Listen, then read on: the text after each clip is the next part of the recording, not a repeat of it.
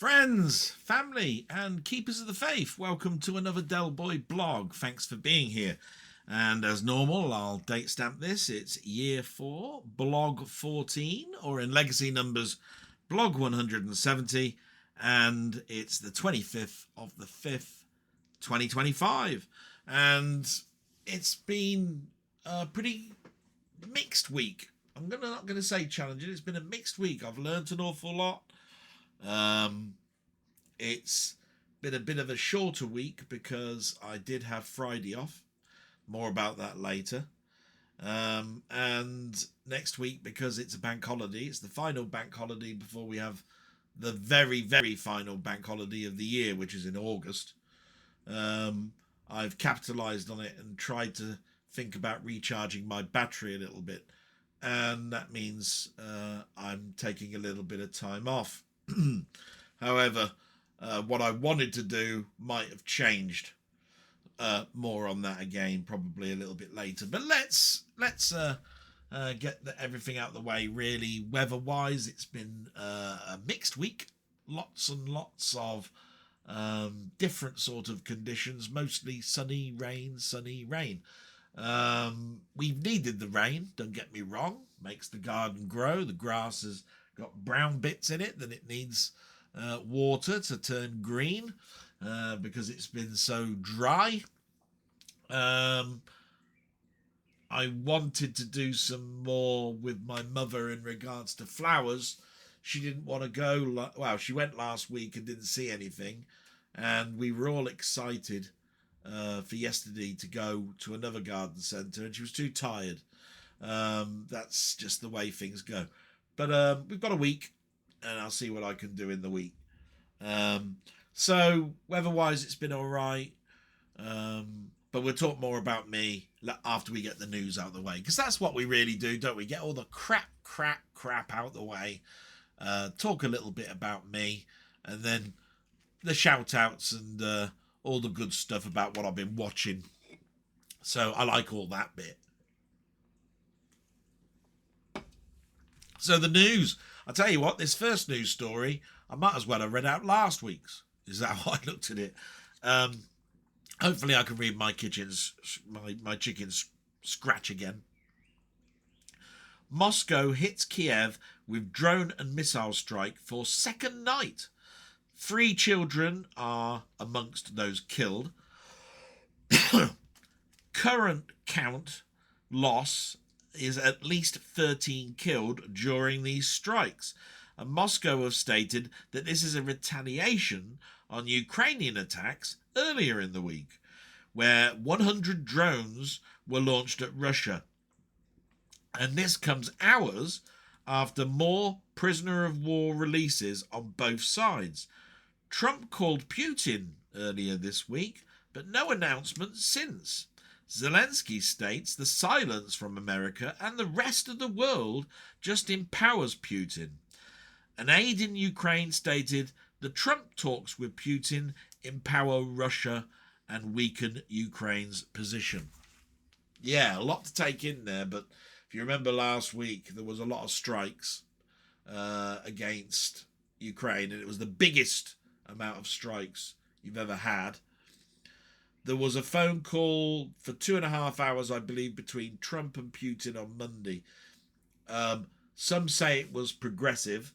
Others turned round and said it didn't go anywhere. I've heard nothing, I have to say, during the week. And then, of course, when I look at the news at the end of the week, which is what I always do, I look at the websites for news.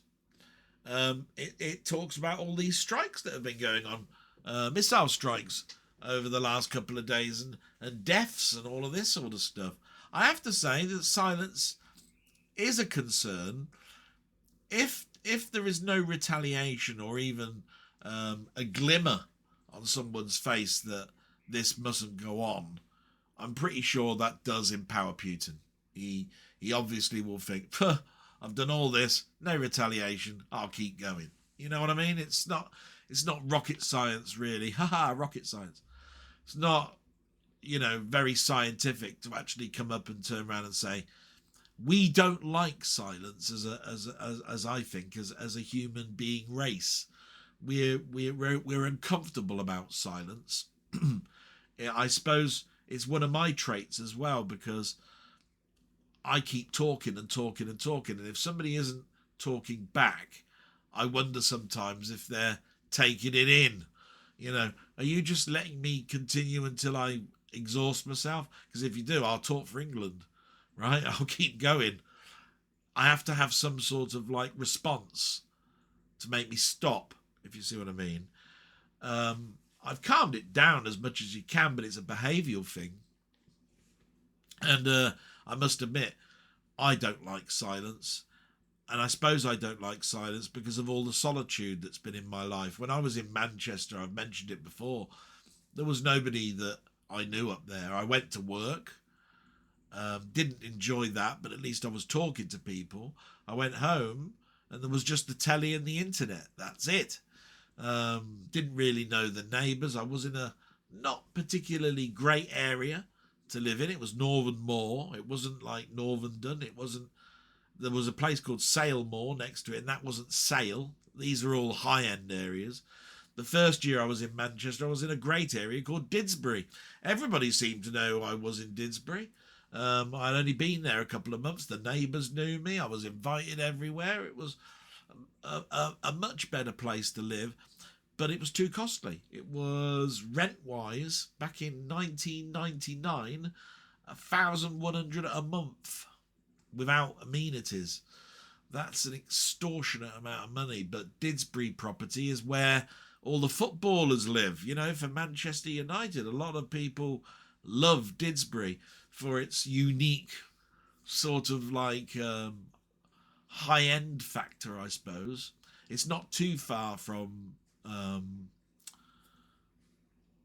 housing for students, which is, I think it was Rusholme was that, along with it being a Curry Mile. They used to call it Curry Mile, if I remember rightly. So yeah, I couldn't live there for very long before I decided that Manchester was a place I wanted to live, and I bought myself a house, but it was in a cheapish area. Lovely house, don't get me wrong. Area shocking, shocking. Lots of crime, lots of kiddies hanging around corner shops, smoking, drugs. You get the picture.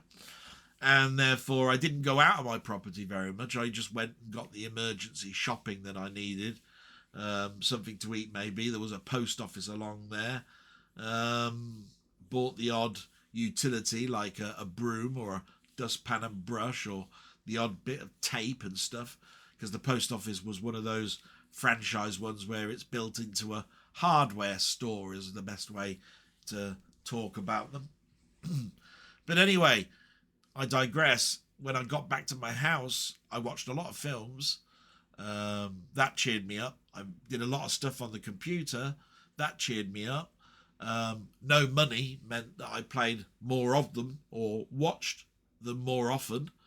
So if you think about it, stuff I was watching stayed in my brain longer than the amount of films for me to watch now, and I can't remember half of them. I can't remember what I watched last week.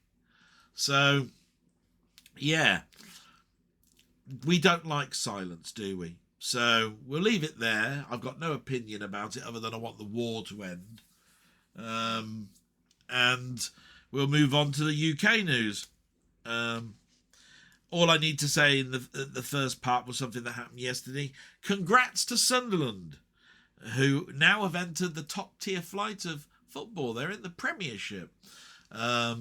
Sunderland actually knocked out Coventry a week before. Coventry's my team. But as far as I'm concerned, I don't look at things as lucky goals, all of this sort of stuff. All the commentators were saying that Coventry were all over Sunderland. It's not about that. It's about the end result. They weren't dirty players, nor were Coventry dirty players. There was two legs to it. They had their chances. It doesn't matter that the stats show that 75% was Coventry, 25% was Sunderland. Sunderland went through. It was a cruel goal. It was the last minute of the game. It was a header from a corner. But hey, what about all the other goals that went in? You can't turn around and say things like lucky, really. They deserved it. It would have gone to penalties if it had lasted one more minute. Maybe Coventry would have been better penalty players. Don't know. But at the end of the day, the end result is that Sunderland got through, so they beat the next team up. So look at it from that point of view. Deserved. And I wish them well, even if there is a rivalry between us, Coventry and Sunderland. But that goes back donkey's years. I don't think there's much of one now. Other bits in the news, I saw this today. Fergal Sharkey has been diagnosed with prostate cancer. And he's going on a sort of like a roadshow urging men of a certain age to get checked up more often. We've seen it all before. Many stars have gone out and tried to encourage men to be checked up, prostate cancer. I have to admit, it's been 2 years since I got checked. You're supposed to do it every year. I am in the age bracket where I should be checked more often. I will do all I can. It's just there's a lot of things going on. But that's a terrible excuse. You shouldn't have an excuse about your health. Just do it. I don't like having it done. I don't think there's anybody who does. I'm not afraid though of having it done. That's the thing. I just look at it as 30 seconds of my life with my arse hanging out over the side of a bed. 30 seconds of your life. And then you don't have to worry about it for a year. Get it over and done with. The next thing. A UK yacht has been detained in France over possible illegal fishing. This comes after new Brexit talks last week regarding fishing, the regions and the rules in regards to fishing. Yeah, if you remember anything about Brexit, fishing rules was high on it. We've had a big argument between France and England about fishing lanes. What is acceptable for France to come into our territory and us going into their territory, and where the territory ends, because remember, it's the sea. You can't exactly draw a line, do you know what I mean, or a signpost saying don't go beyond here. All you can do is give coordinates and you use your equipment to guide yourself not to. But apparently 2 yachts detained. Doesn't look good in the news, does it? Because Starmer looked at that as a huge thing that the Conservatives couldn't do in their 10 years. And there they were 6 months into their 10 years, having us as a government, Labour. And they managed to get a chat and talk about those rules and regulations. There you are. As soon as something's in the news, something bad is in the news. That's how I looked at it. And the last thing really is a rest in peace. And it's from a character that I really enjoyed in one of my favourite comedy sitcoms, and that was Cheers. There was a guy called Norm Peterson, right? Biggish guy. He used to sit at the end of the bar. He used to walk into the bar and everybody went, Norm! And then they'd always ask him, how about, what do you think about a beer? And he'd have a line or something about a beer.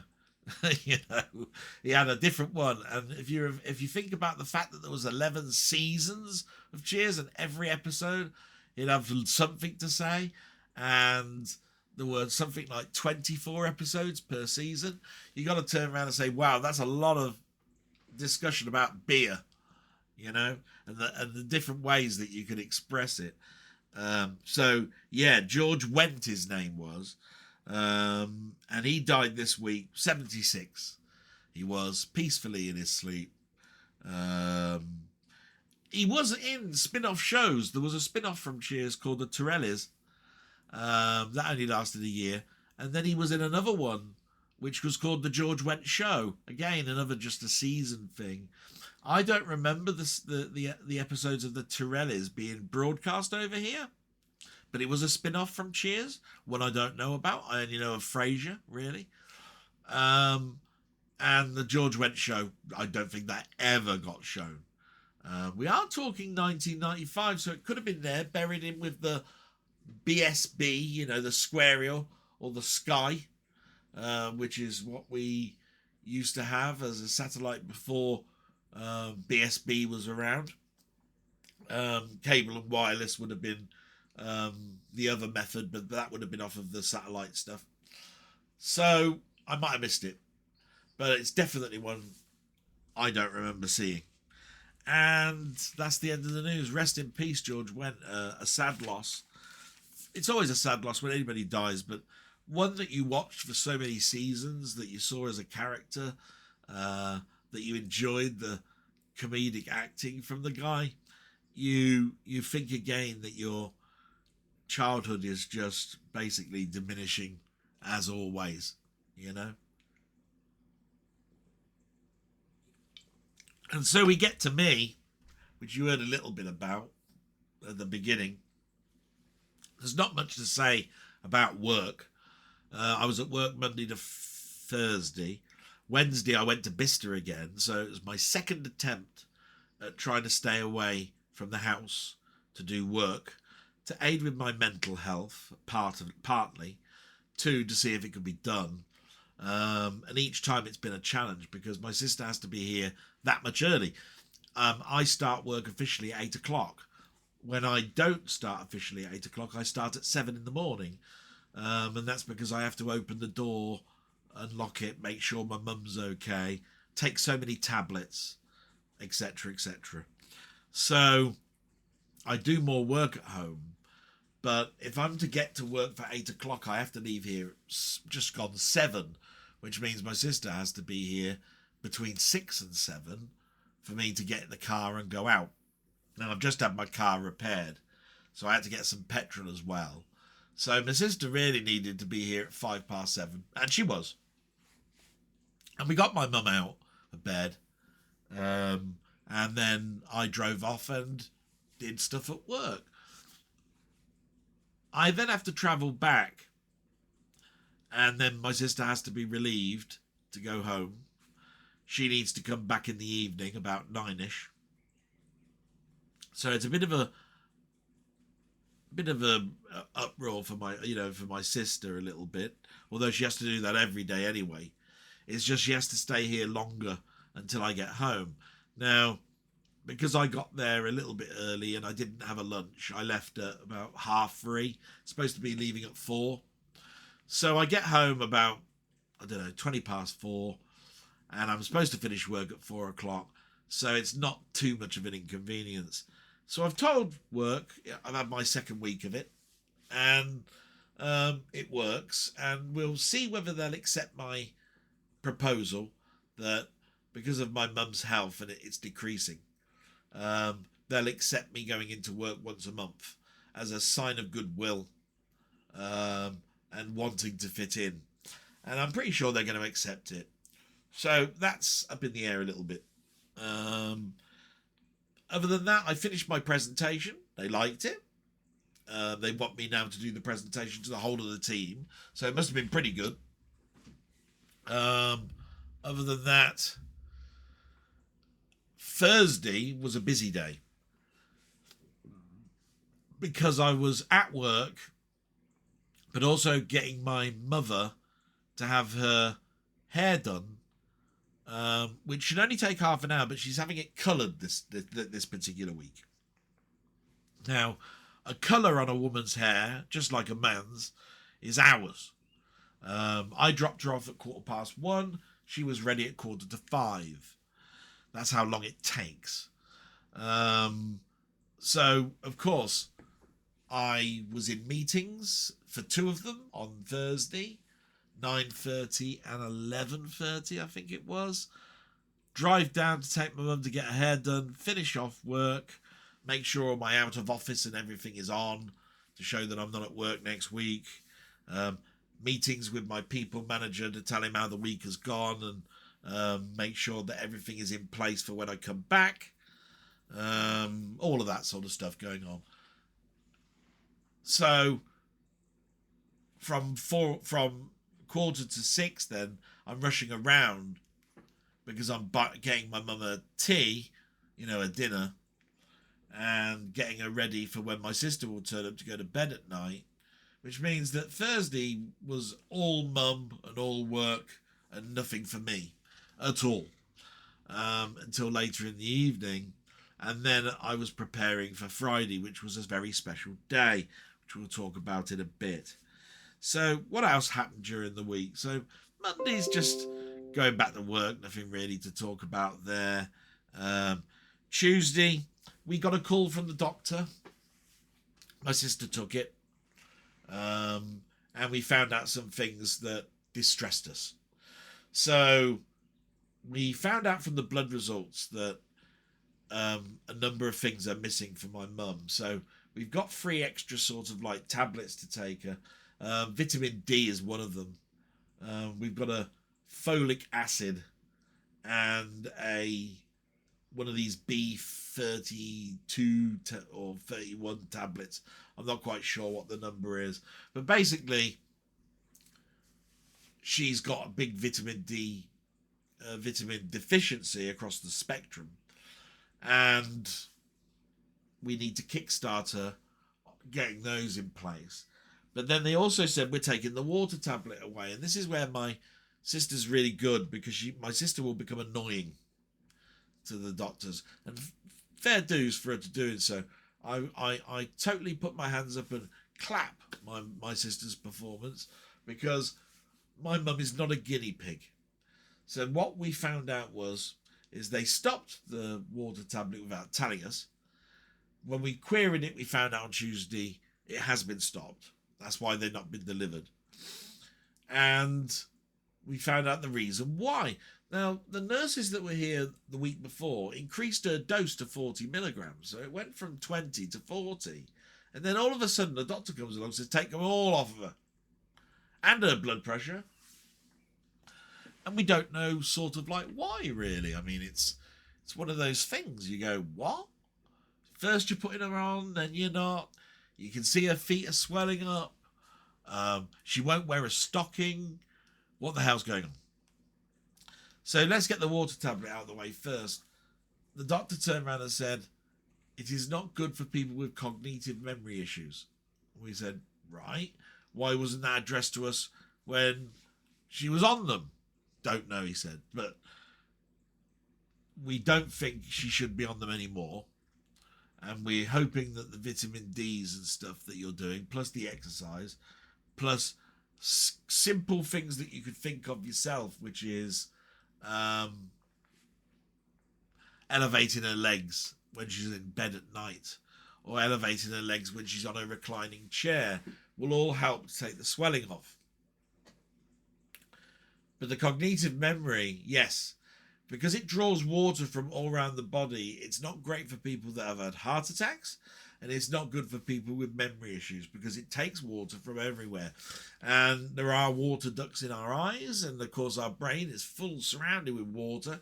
It will not help with balance and cognitive memory. So we couldn't argue that. We went, great, thanks, just wish you'd told us earlier. We wouldn't have her on it. We want to get her memory better. We don't want it worse. He apologised. There you are. The vitamin tablets were then sought after. They were delivered the next day, and we've been giving them to her ever since. And I think there's been some progressive movement and show on that. Not good. Again, a challenge.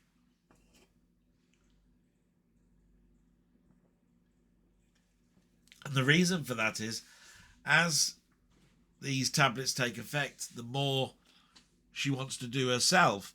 So there's a couple of times this week where she's got out of her chair, walked across the room without a Zimmer frame to get to the toilet, to go to the toilet, do all that herself, walk back and sit back. Now, I can only look after my mother when I'm at work in gaps of 25 minutes, or usually 30. So I'm always going in and saying, Mum, do you want to go to the toilet? Do you want a cup of tea? For which she answers, no. And I go, okay. But she obviously does, because she then wants to go to the toilet, and she does it by herself. And that's dangerous because she could lose her balance and she could smash her head on the chairs or the side or the coffee table or whatever. So it's a concern to us. We're happy because it means that she's thinking and getting up and trying to do things for herself. Bad because all the training that we've been giving her, because every time we take her out of bed, we hope that it sticks in her head that we have to help her. But again, this morning, she got herself out of bed and dressed herself. I had to undress her again, put the creams on. She did that. Put pads on. She did that. And then I had to get all the washing to one side, make the bed, get a cup of tea, empty the bucket for the toilet, all that sort of stuff. And it put me behind. And my sister was shocked because when she turned up to get my mother out of bed, it's already been done. And I have to point out to her, I didn't do it by myself. Mum did. It's a concern. And she agrees it's a concern. And all we can do is just weather this storm and think of ways that we can get it into her head that she's got a panic button, use it, and I'll come in there rushing to get her a toilet, change the telly over, get her a cup of tea, whatever she wants. So, yeah, it was pretty scary. But to go back to the tablets, why is it taking so long to find out that we don't need the water tablets and that she's got such a bad problem with her blood in regards to vitamins? Because it was my sister that thought vitamin D would be a deficiency, because it is in most old age pensioners one of the first ones to drop drastically, and it gives you energy, and it's based upon how much sunshine you get during the day as well, vitamin D. So she's not going out very much.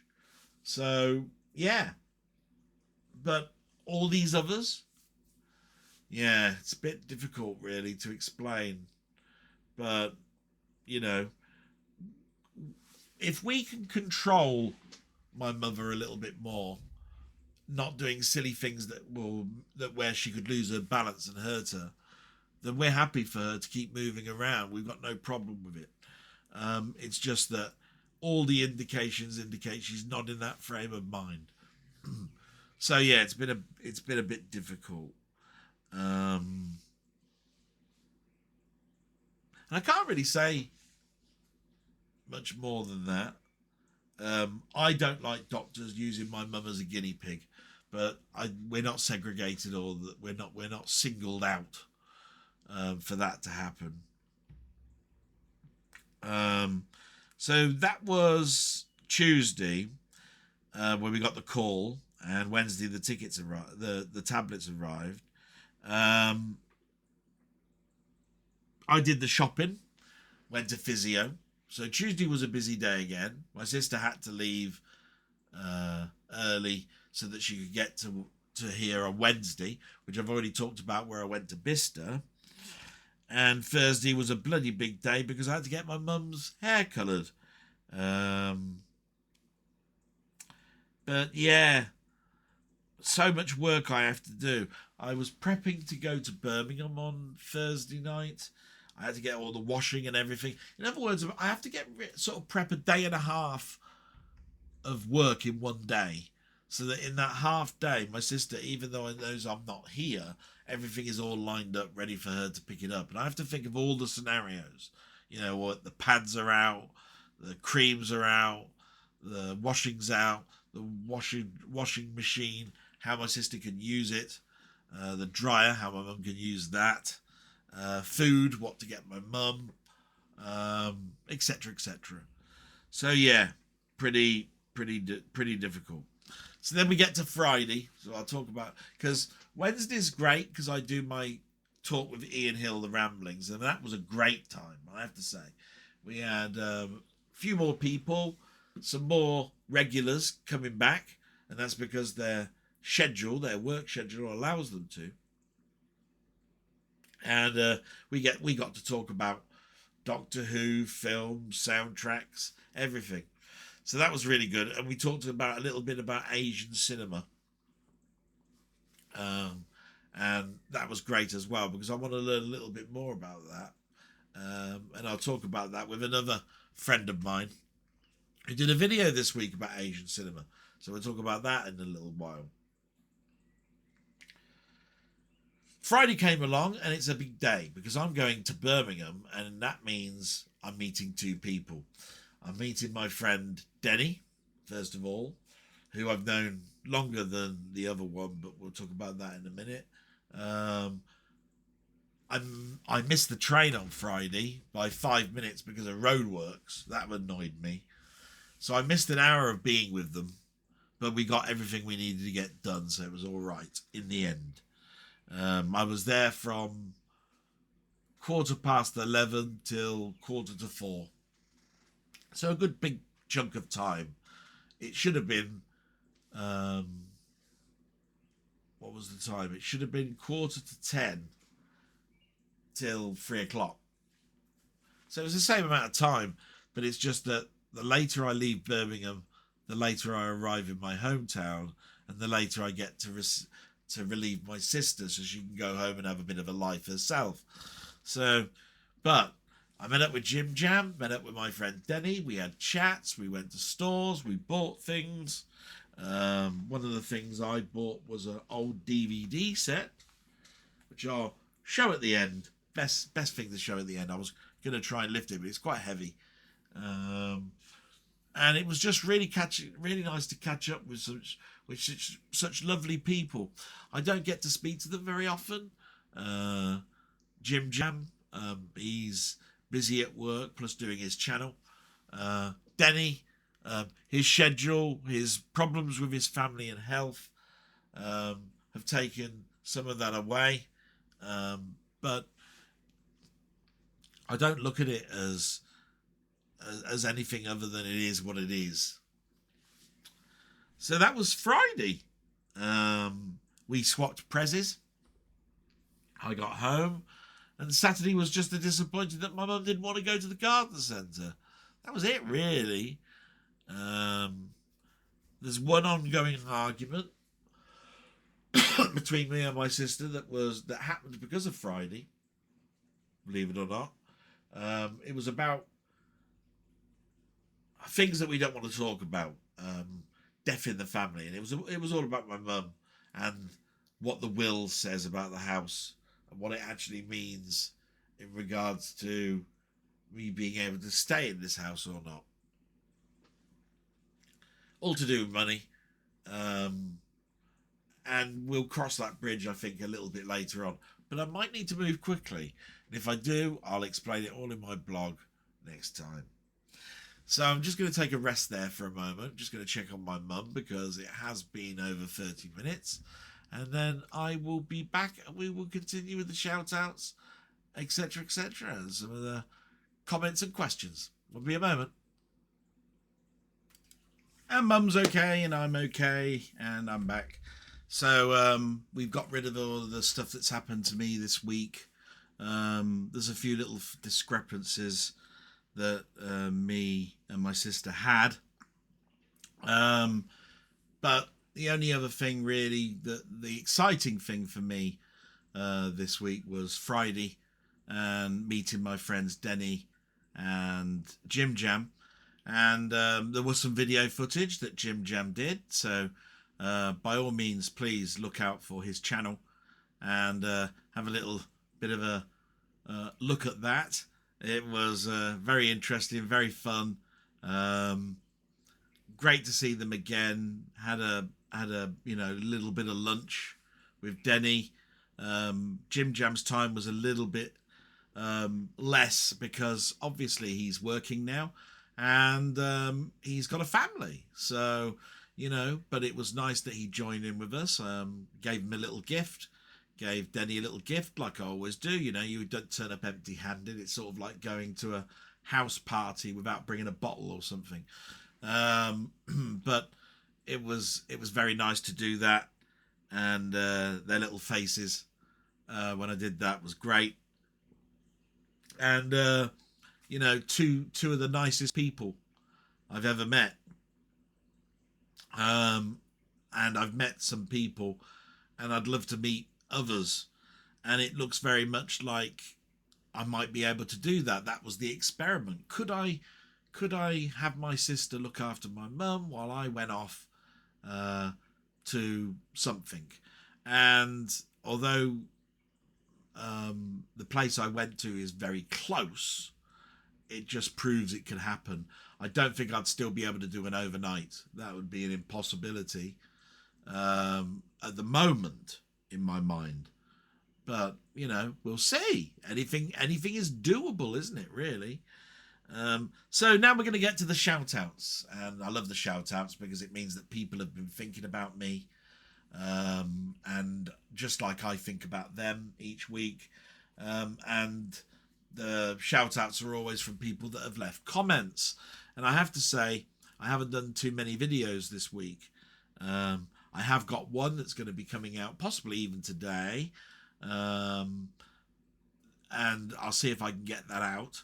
It's a matter of recording it. And I'll tell you what, when I do some of my videos, it takes longer for me to do the thumbnail picture than it is to record the damn thing in the first place. Need to speed that up a little bit. I've now set up some folders on my machine where I put clip art, pictures. But it's actually the perfectionist in me, where I do my own screenshots of certain stuff, and I get artwork that's based on whatever it is that I'm talking about or playing, and then I tidy it up, make it darker, make it lighter, sharpen it up, get the colours vibrant, get the text in the right place, all of that sort of stuff.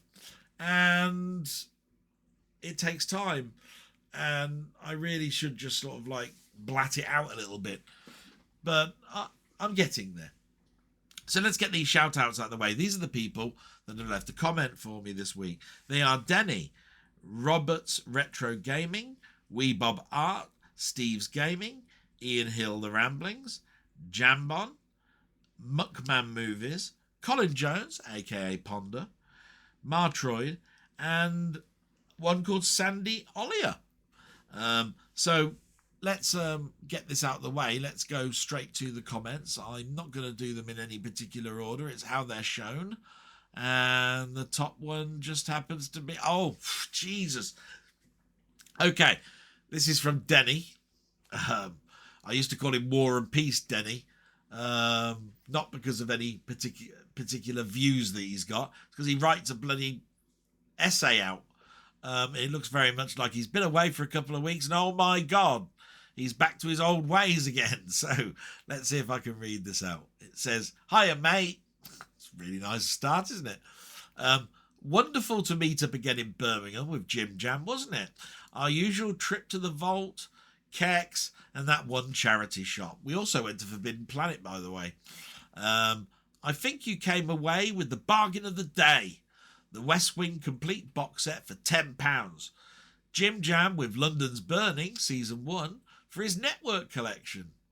A big thank you for your wonderful gift. Once the new carpet is down and totally reconnected, I'll be watching that.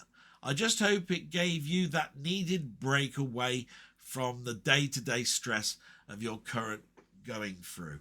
And yeah, it was. It doesn't last long. Sadly, it was back to normal. You know what I mean? But for the day, can't fault it. It absolutely was a mental distraction. Brilliant. Thank you so much. And thank you to you for being there, being the friend that you are. Brilliant. So I've been off this week, and the attic project has come to an end, sorting through all my stuff, which I've sorted. The last of the gems I found are the comics for Lost in Space from Innovation. My God, yeah. I think you'll know, I'm not sure of this. I'll have to check. Lost in Space. I think Gold Key Comics in the 60s did comics. They definitely did, let me think, Star Trek. They did Gold Key Star Trek. Yeah, they definitely did that. I think they did the $6 Million Man, where we did that in Lookin' Comic or 21st Century Comic. I think we got that in because it was counted as a TV program. But yeah, great. So I've been watching The Invaders, and I'm up to episode 4 currently, and loving every minute of it. They certainly don't make productions like this anymore. A lost art in storytelling and atmospheric incidental music. Yeah, the incidental music will always be around me with the series The Invaders. Dominic Fontaine, I think, who did The Outer Limits, did the music. It was a Quinn Martin production. David Vincent was our hero, or anti-hero, I suppose you could call him, antagonistic hero in it. Always loved the intro. Very, very. I saw it at a very young age in my brain. Saw a flying saucer flying towards the earth, just like those old B movies in the 50s. And it used to go, The Invaders, a Quinn Martin production. And then there'd be this really deep voice saying, The Invaders, they came from another planet. They would say, David Vincent has seen them. And then it's cut to David Vincent. He's driving his car. And it says, David Vincent, looking for a shortcut that he never found, pulls up at a diner. It said something like this. And then it cuts to a spaceship landing, and he's there going, what's this? His eyes are like this. And you see this spaceship land, and it said, and then it sort of like tells you the guests of the show and what the episode name was called this week. And then they did something that they don't do anymore. They call them acts. It used to say Act 1. You know, and that's because things were split into adverts, and these were every 5 or 10 minutes. So you had sort of like 4 acts, and then you had an epilogue. So it really was a quite nice rounded show, and it lasted for, Denny will have to remind me here, but it lasted, I think, 2 seasons. The second season was definitely different to the first. The first was brilliant. Second, less so. More and more people got to know about the Invaders, so of course it didn't become more a secret. You know what I mean? With him trying to tell people and then not believing him.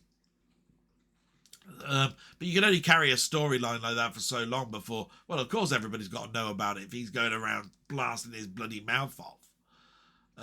So, you know, you have to look at it from that perspective.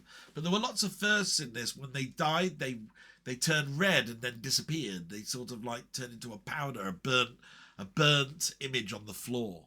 Do you see what I mean? You only recognise the invaders because they mimicked us. When they came down to this planet, they mimicked us. The only way you knew was a crooked finger. And I used to get teased at school. I'll show you what I mean. I used to drink, when I had a drink, and I used to be a whiskey drinker, and I had tumblers. I used to drink tumblers. And I used to pick up my glass, and I used to have my finger out like this. Like that. And that's the crooked finger.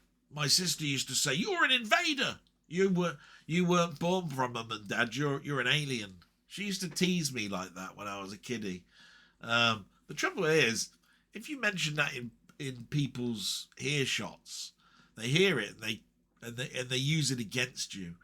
And when I was bullied at school because of my weight and the things I liked weren't what other people liked. You know, I used to like film scores and TV themes, and other people were listening to Adam and the Ants and Duran Duran and Spandau Ballet. I was listening to them as well, but they didn't know it. It's just another weapon to use. Do you know what I mean? People were always looking for some weapon. We used to have a canteen that opened up for you to get snacks at school instead of your school dinner. And you could actually have cooked food. You could have a bacon sandwich or whatever it was. And if I ordered something and I was having just a nice quiet sandwich by myself, and they'd say, "Oh, look, Fat is here again, look, eating into a pig sandwich." And I said, "Don't you know that's your family," or something, you know, and then they'd be cruel like that. And therefore I got something that happens to me behaviourally where I don't like to eat in front of people. I got over it. over a number of years. I still have trepidation of going into restaurants with people eating. You'll tend to find I'm the one who eats the least out of everybody that's on the table. That sort of thing. Because I didn't like the idea of stuffing my face and looking like a pig. And unfortunately, all the programs I used to like had a pig in it. There was Monkey that had a pig in it. Roland was called a pig in Grange Hill. All of that sort of stuff. People used that against me. It wasn't very nice. So anyway, I digress. That's the Invaders. They certainly don't make productions like this anymore. A lost art in storytelling and atmospheric incidental music by Dominic Frontier. Yeah. I'm making notes for the day we do our live stream on it. Yes, because I told him Invaders is one of those ones I've got a lot of memory for. And we must try and get that done at some point. It's just a matter of getting the stars aligned and our diaries aligned for that. And with my mum, it's even harder now. As mentioned to you when we met up on Friday, I've managed to do a little on my text adventure video.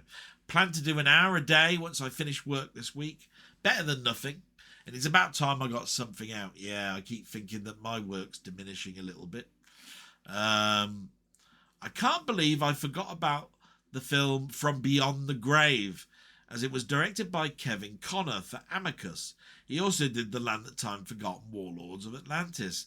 Got that on pre-order now on HMV with Dirty Harry 4K. Strangely, Amazon are not listing the basic edition of Dirty Harry. Yeah, we were in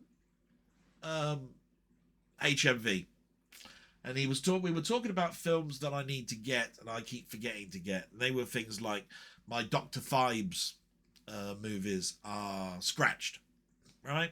Case is cracked, scratched. It's just one of those things that's happened through packing and moving and all sorts of stuff. And again, HMV only had one of them. They didn't have the double pack, which you can get from the States. It's one of my most important films to have because it's Vincent Price. It annoys me that I've got a nice collection of Vincent Price and they're damaged, and so it annoys me knowing that I can't play those and I need to get them, but I keep buying new stuff and not going back to the old. And I happen to mention just something that I always mention all the time. I keep meaning to pick up From Beyond the Grave. It's the one horror film from the 70s that I remember watching with my mum, and Peter Cushing is in it, of course. Got to have Peter Cushing. And he was the shop owner, and he sold antiques to these people, and they all tried to diddle him, barter with him and come away with a bargain. And if they ever double-crossed him, which they all did, by the way, something evil would happen to them. And there was the very first one, was very eerie, was a mirror. And he cleaned it up as best as possible, but it has, how it is when you're those old mirrors that they do. They clean the mirror and it's always ghosty around the edges, right? And some bright spark, when they were looking at his house and looking at this mirror, said, let's hold a seance. Yeah, because that comes to your mind, doesn't it? Let's have a seance, shall we? Let's bring the dead in. Yeah, that sounds great, wasn't it? So, of course, it brought the spirit back to this mirror. When they all went, this spirit took over his body, forced him to go and kill people and give the blood to the mirror so that he could come out again and force him into the mirror. There's 4 or 5 stories in this. That's just one of them. So I'm not going to go into any more, but things like that stay in my brain and I just go, what a great story. Scary and all that. Reminds me of those pulp short stories, Tales of Suspense and all of that I used to buy as a kiddie. They were only about 4 or 5 pages long and it was always about some twist in the tale. It's probably where I got my love of Twilight Zone from. But anyway, that's From Beyond the Grave. We carry on. So news this week regarding a couple of TV series. It would seem Doctor Who is getting rested. There are mixed reports that Ncuti Gatwa has been sacked, for failing to attend Eurovision. Yeah, there was a terrible episode apparently. Now remember this, I'm a big Doctor Who fan and I haven't watched from episode 2 onwards, and next week is the last episode. So that just shows you how I'm feeling about Doctor Who at the moment. big Doctor Who fan I am. I've watched shit. And I've been a stalwart fan, but I have not watched past episode 2. But apparently last week it was set during Eurovision. So they had this interstellar Eurovision Song Contest. Talk about tying things up with what's going on at the moment. They even had apparently a Graham Norton who was a hologram of a sort that had been brought back to life via cryogenics or something, and there was also Ryland there, and I'm going, Ryland? The hell? And I thought, why don't you bring back Terry Wogan? That makes more sense. He was the compere for the Eurovision for 20 odd years. Ryland? Jesus Christ. Toothy idiot. Anyway, apparently it was a bloody awful episode, but it had a cliffhanger at the end because we're moving now into the last 2 episodes where it's a big story arc. And it's bringing back a character from the Doctor's past, which then leads to another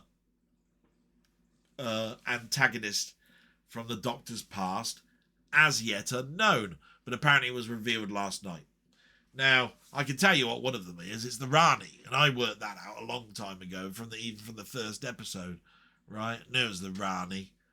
It was a bit obvious, to be quite honest. Bring back a woman, Time Lord.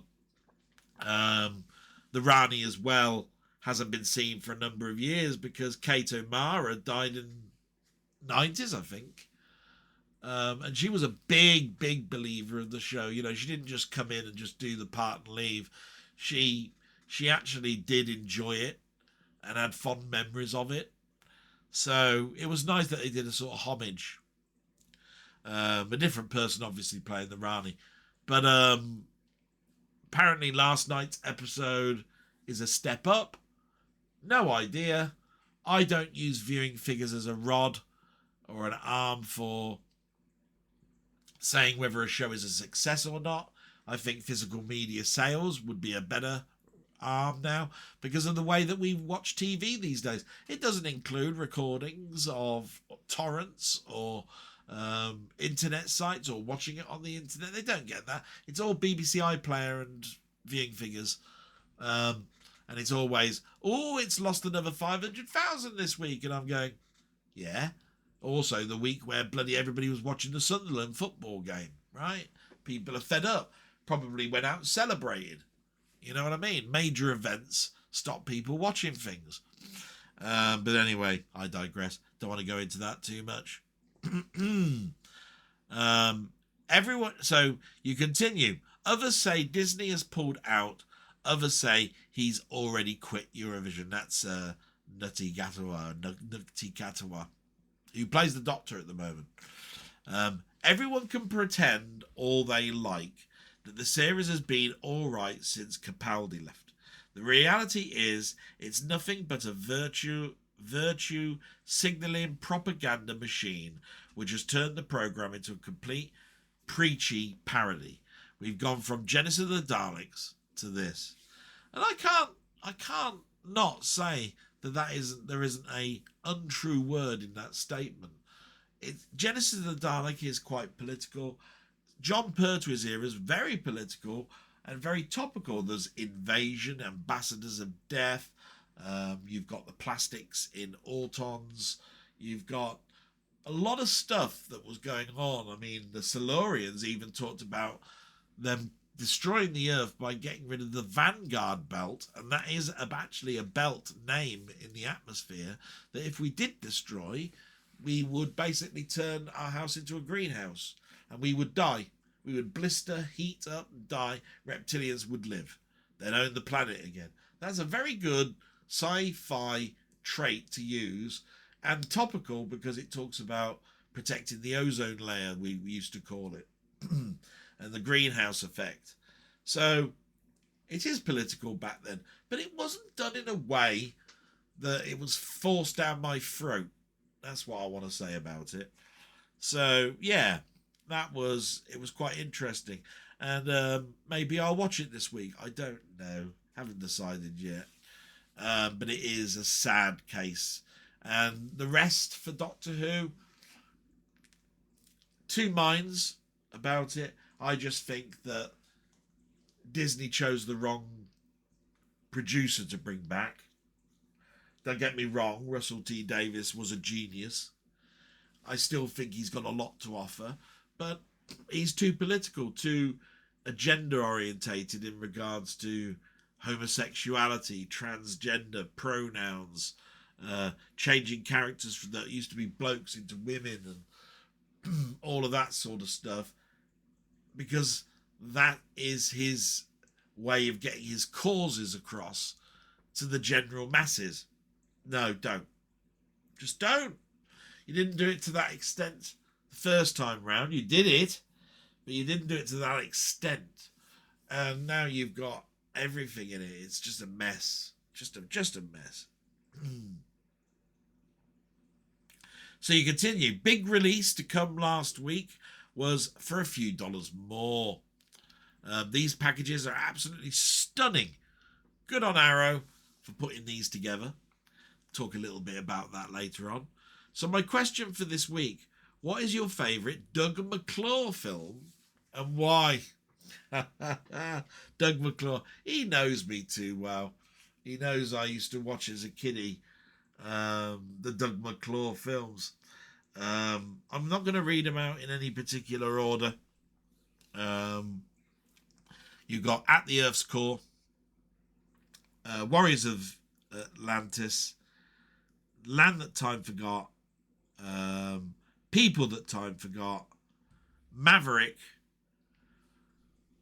what have I written down here? Satan's Triangle, and Cannonball Run 2. Now, the first one I mentioned, At the Earth's Core, I'm pretty sure that's the one with Peter Cushing in it. So it's bound sure to be my number one. I like all this Victorian gumph, where you're in the Victorian age. Everybody is a scientist. Everybody is making something that will make them money and to better people's quality of life. And so there are people that invent all sorts of stuff in regards to keeping our lives longer, even down to synthetic leathers and things like that. So those are the ones that I liked from Doug McClure.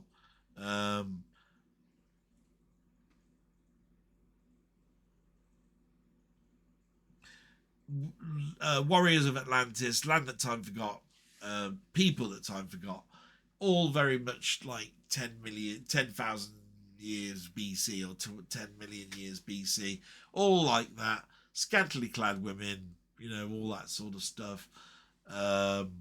Dinosaurs. Humans and dinosaurs never met, but, apparently they do in the films. So it was just nice to catch up with those ones. I just about remember Satan's Triangle. It's basically the Bermuda Triangle, really. And of course, I forget that he did part acting as well, which is why I threw in Maverick and Cannonball Run 2, because those are not big show reels for him. They're just cameo roles. So he put, please pass on my best to your mother and thank you once again for a brilliant day on Friday. And no, thank you. And that comes to the end of my friend Martroyd. I'll be back in just a moment. Just need to check on something. Won't be a second. So I'm going to say salute to my friend Denny and move on. Fantastic day, matey. Look forward to another chat with you shortly. And we get to Robert's Retro Gaming, which, as we all know, is Canadian royalty. How he's not got a statue or something in the front of the Atari building, I don't know, right? Because he certainly deserves it. But anyway, my little joke there. But he's got a great channel. Please go and watch it. And he's put, howdy, Del. howdy, Del. It's been nice to watch and listen along to you this week. I've been sick and not able to concentrate on a lot, but you've been some company for me. Ah, what a nice line. But it's going to change in a minute. It usually does. Here we go. What's it say? Question. What is your favourite grocery store? Is it one of the big ones? Or is there maybe a smaller local one that you favour? This has been on my mind, as I've been a bit housebound this week. I'm too groggy to drive, and a decent grocery is a pretty long walk. Follow-up question. Is there anything that you or your mom especially like when you are treating yourselves? It's nice to be able to do that once in a while, especially if you're feeling poorly. As always, the best to you and your family. Oh, what a nice question. Foodgate, I don't mind. Grocery stores. Right now, it's necessity. I can't leave my mum for any lengths of time, and we've got a local big grocery store, one of the big ones. Sainsbury's. Just around the corner, but they are expensive. And there are other ones. There's Morrison's, Tesco, Asda, Lidl, Aldi, you know, all of these. We've got them all, apart from Asda. Asda is quite a trek away. That's a half-hour drive. But Sainsbury's is a 10-minute walk. And through necessity, I buy from there. But before then, we always used to, special occasions like Easter, Christmas, birthdays, bank holidays, we used to go to a little farm store. Now I'm in the sticks, so this isn't unusual. But I could basically drive for 1 mile, and I'd be at something called the Wickham Lane Farm Shop. I could be there in 20 or so minutes, walking. But it's a farm store, so they grow their own things, sell their own things. So, of course, they've got eggs and potatoes and that. But they've also got top-of-the-range sort of like stuff like preservatives. You know, like orange zest marmalade, that sort of stuff. And they do also alcohol and all that, so they do their own wine. And, yeah, it's nice to go there and treat yourself. Especially if you're going to be buying some fruit and veg, right? Especially the fruit, because then you can make some nice sweet puddings to treat yourself to. So there's that. Is there a nice meal that or food that I like to treat myself to every now and again? Believe it or not, I'm very simple. But for me, it was like last week. I showed you vanilla ice cream with raspberries with bits of meringue in it. They call that an ice cream mess when it's got meringue in it. Usually you'd get bases of meringue. You'd put whipped cream and put another base on, and whipped cream and another base on, and then you'd smother it with fruit. And that gives you a nice sort of like a pudding, a very sweet pudding, because meringue is icing sugar, whipped with egg white. So, yeah. But for me, if I'm going to treat myself, I usually keep £20 by once a month, or if I'm on holiday, to have a takeaway. And it will usually be a pizza, or I'll order up a burger or something. We haven't got a Burger King in my hometown. It was closed down during COVID. The nearest Burger King is 18 miles away. So that's why it was always nice to eat at a Burger King, because although it's not everybody's tastes, I love Burger King. I like their flame grilled burgers. And I usually have one of these bacon cheeseburgers. Really nice with the cheese. So yeah, that's what I'd probably treat myself to. Most of the time I'll treat myself to a milkshake. I'd swap out the fizzy drink for a milkshake every time. But it became expensive. So, no, I don't do that much anymore. That's brilliant. Thanks very much, Robert. Salute to you. And I hope everything goes well. Please do go and subscribe to his channel. Then we move on to Wee Bob Art. And he's put, finished last blog, still watching this one. I am on holiday this week, which is nice. Hope to get some art stuff done, as I haven't done a video in weeks. We shall see. No questions this week, but I hope that you have a good week and all the best for you and your family. Thank you so much. No, it fills me with joy to listen to that. Like I said, I'm just going to go and check on my mum. Won't be a moment. That was a bit longer because I went to see my mum, you know, and she needed a toilet break. Then she wanted a cup of tea, and then she wanted to know what to watch on television. And then by the time I went there, I went, bloody hell, that's 20 minutes of my life gone. That's how things happen, you know, now. But, you know, as long as I'm making my mum happy, I'm happy as well. So I just finished, I think, with Wee Bob. And we're moving into my friend Steve's Gaming. Steve's Gaming. We all know we do our salute, don't we, Steve? Going, Steve, you little bastard. You know, you're too good and all that shit.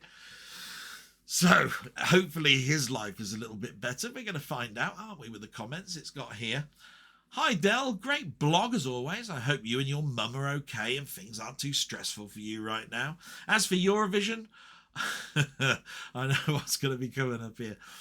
I'm sure you know I cannot bear it. It's utter crap of the highest order, and it stopped being a music contest many years ago. Well, pretty much what I was saying. Even Terry Wogan saw all I left for the political things. I wish it was scrapped. Well, I wouldn't go quite that far, but yeah. Okay, rant over. That wasn't a rant. You want a rant? I can show you a rant. Go and watch me on Wednesday with Ian. Okay, rant over. So let me throw two questions your way. Question one. Did you ever buy guidebooks for games? I know several companies made huge, thick, glossy books covering everything about said game. I had one for Oblivion, and it was a lovely book. Sadly, they seem to have disappeared these days. Yes, guidebooks. Isn't that something that we don't really talk about anymore? Do you remember we used to walk into Game or GameStop, and we'd look on the shelves and we'd buy a game, and the ones that I was buying on the PC were still big boxes at the time. I'd even go to a PC World, and there'd be a spinner rack, and there'd be a spinner rack of all the big role-playing games like Oblivion and World of Warcraft and all of this sort of stuff, right, going around. Some of them would be hardback, some of them would be paperback, some of them would give you a map inside it that's cloth or something that you pulled out, etc., etc. And the first ones I ever bought were not for real-time strategy, which was my love. I wanted to discover those myself. It was games like Guild Wars. Now, Guild Wars was the first sort of like book I bought, right? I didn't even need it for Baldur's Gate and Neverwinter Nights and all of that sort of stuff, right? And it was huge, and it was separated into sections, and it told you about all of the professions and all the stats and the weapons that you could basically pick up through the game, and what you could craft, and what each food would do, and how you mixed it up to get this, that, and the other. And you'd probably think it's cheating, but it really wasn't. I used it. It was done in a way where you had little boxes that said top tip and all this sort of stuff that stopped you reading the whole thing. And you just got a little tip that might help you. And that all that you'd have is symbols on the map of special interests. And you didn't necessarily have to look at the label to find out what that interest was. All you'd do is look at your own map, which the game had in anyway, and you would go to that and go, I've never been there. There's something labelled here with a little red dot. I think I'll go there. And you'd find it, right? And it might progress your way a little bit. Guild Wars 2 never had one. And I was disappointed actually with Guild Wars because there were 3 what they consider add-ons, and then the last one was an expansion which was called Eye of the North. Eye of the North, that was it. And these add-ons, they gave you big books to say what was going on with it. Either North, they never did one. And then, obviously, it turned into Guild Wars 2 and there was no more of those. And eventually you cottoned on that the internet was where people were going to get their information from. The books were just surplus to requirements. But this is where I'm going. All books seem to be turning into surplus to requirements. Comics turned digital. Guidebooks turned digital. You went on the internet and you had to join or something, and then you'd get a text sort of like version of the solution or whatever it was that you were doing. And I found it all just making money and cutting corners, and half of them didn't work. And the book, you just knew because it was published, it had been tested. Do you know what I mean? And it would be there. Because if it wouldn't, there'd be uproar. Whoa, printing error. I'm going to phone up the bloody company. Rant. Right? So, yeah, many happy memories, matey, of guidebooks. The last one I bought, it's either Diablo 3 hardback or what was the other one? Mario Odyssey for the Switch. Yeah, they did a hardback book. And I got it with the points because I was buying stuff off of their shop. And it came through. It was gorgeous. Gorgeous hardback book. Lovely. Didn't really ever use it. I mean, it's a Mario game, you know. But the book was just too nice not to have. And it was just points. So, yeah, many happy memories of that, matey. Question 2. Think of your top 3 8-bit games. How would you improve them? All the best, my friend. And love to your mum. One of my top 3 games is Elite on the 8-bit systems. Commodore 64. What could I do to improve the Commodore 64 version of Elite? Now, the one outstanding comment for the Commodore 64 version of Elite is the flickering of the vector graphics.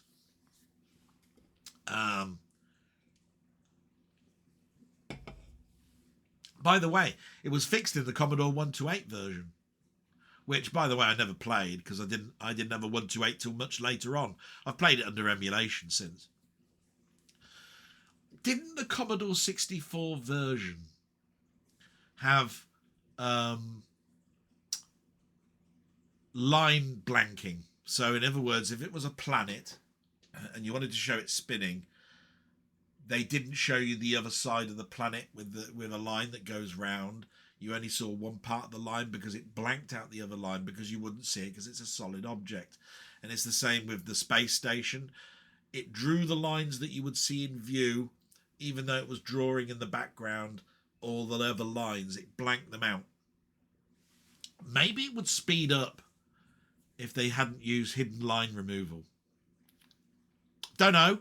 Can't remember. It's that far back, but I do remember that was a discussion that I had with somebody at a computer club back in the day. I said the flickering never bothered me. It was all about the game, and then eventually it didn't even faze me. I was just looking at a ship and I was flying towards it and all of that sort of stuff. Anyway, if I could speed up the vector lines on the Commodore 64 version without having to go to a Commodore 128 or another machine, that would be one I'd do. Impossible Mission is another one that's diversive, but it was in one of my top games for the Commodore 64, and it had a lot to do. You know, the somersaulting, the slapping of your feet on the floor, the echoes in the hallways, searching the furniture, all of that sort of stuff. And even with Impossible Mission 2, they didn't add anything. And apart from the card system and the little mini game with the music, there wasn't a lot to do. It looked like there was a lot to do, but there wasn't. It looked more complex than it actually was, is what I'm trying to say. I wonder if they could have actually done more with the searching part of the furniture. there was a bit where you put yourself in front of a computer and it offered you the ability to shut the lifts down, turn the robots off, all of that sort of stuff. I wonder if you could have added something there like surveillance cameras for later on in the map, or something that gives you a more immersive feel that you were a spy and you needed to know everything you possibly can, and you, in your head, you didn't know where you were going in this enemy lair. Do you know what I mean? And that you built up this picture because you had surveillance cameras and maps that you found and all of that sort of stuff. Yeah, that'd be a good one. Oh, and this is a reminder. One of my favourite games was Raid Over Moscow, right? And I got the tape version and I had the disc version of it. The disc version is the one I bought. The tape one was something that was birthday presented to me. There was no difference, right, between the two. And I thought, what a trick you're missing here. I wonder if the disc version, you could have added a strategy element to it, a bit like Risk, something like that, where you had a story where the arcade bits were bolted onto this strategy bit, and you could choose to play just the arcade one, which would be just like the tape, or you had the all-round full version where there was a strategy element for against Moscow. Do you know what I mean? On a Risk-based world system. Because at the end of the day, all you had was the world at the bottom with a couple of lines that went across it, and you sent your little ship down to where the bases were, and then you blew them up, right? Wouldn't it be good if you could actually control things on the ground as well? There was a ground force thing going on, right? And the disc version allowed you to flip between the two. Or you had at the beginning of the menu, you had, do you want to play the arcade version? Do you want to play the strategy version? Or do you want to integrate them both? Yeah. I'd like that. If I could have done that, that'd have been brilliant. Yeah. Yeah, great question. Thanks very much, Steve. You're too good, you fucking bastard. See, even your questions are good, you bastard. Right. Enough of that. We will move on to Ian Hill, my friend Ian, who I do a live chat with on Wednesday, as you all know by now. And he's put, let's have a look. Hi, Del Boy. Hope you and your mum are okay and things are as settled as they can be. Another great time on our live chat. Always so many positives from it. For the last 2 months now, our next door neighbours have been scaffolding put up by the housing association, and no work has started. Not only does it block the passageway, it means now every week I have to drag the wheelie bins through the house to the outside. This to me seems totally unacceptable. This has nothing to do with us and is now an annoying inconvenience. Despite complaints by our neighbours, nothing has been done. If this is the modern practice of doing things, then it's time someone was given the boot at the backside and made a change to all this. Is it a reflection of the modern world where no one seems to care about anything? Yeah, that's awful. I don't know who your housing association is. Is it Sanctuary? Is it, one of the other big major players? Are they suffering from money? Is it the workforce are working somewhere else and they've been sent somewhere else to do it? But the thing about it is it a shared passageway? Is it a ginnel? Surely there should be compensation given to you because you're carrying a big Grundon wheelie bin through your house, stinking the house, wheel marks across your carpet or your laminate floor, whatever way you look at it. Surely there's got to be some sort of compensation with this. It's not acceptable. Did they put a note through your door to say how long this job was supposed to last for? Did they say we're working on this for a month? If they go over that, surely again that's a compensation claim.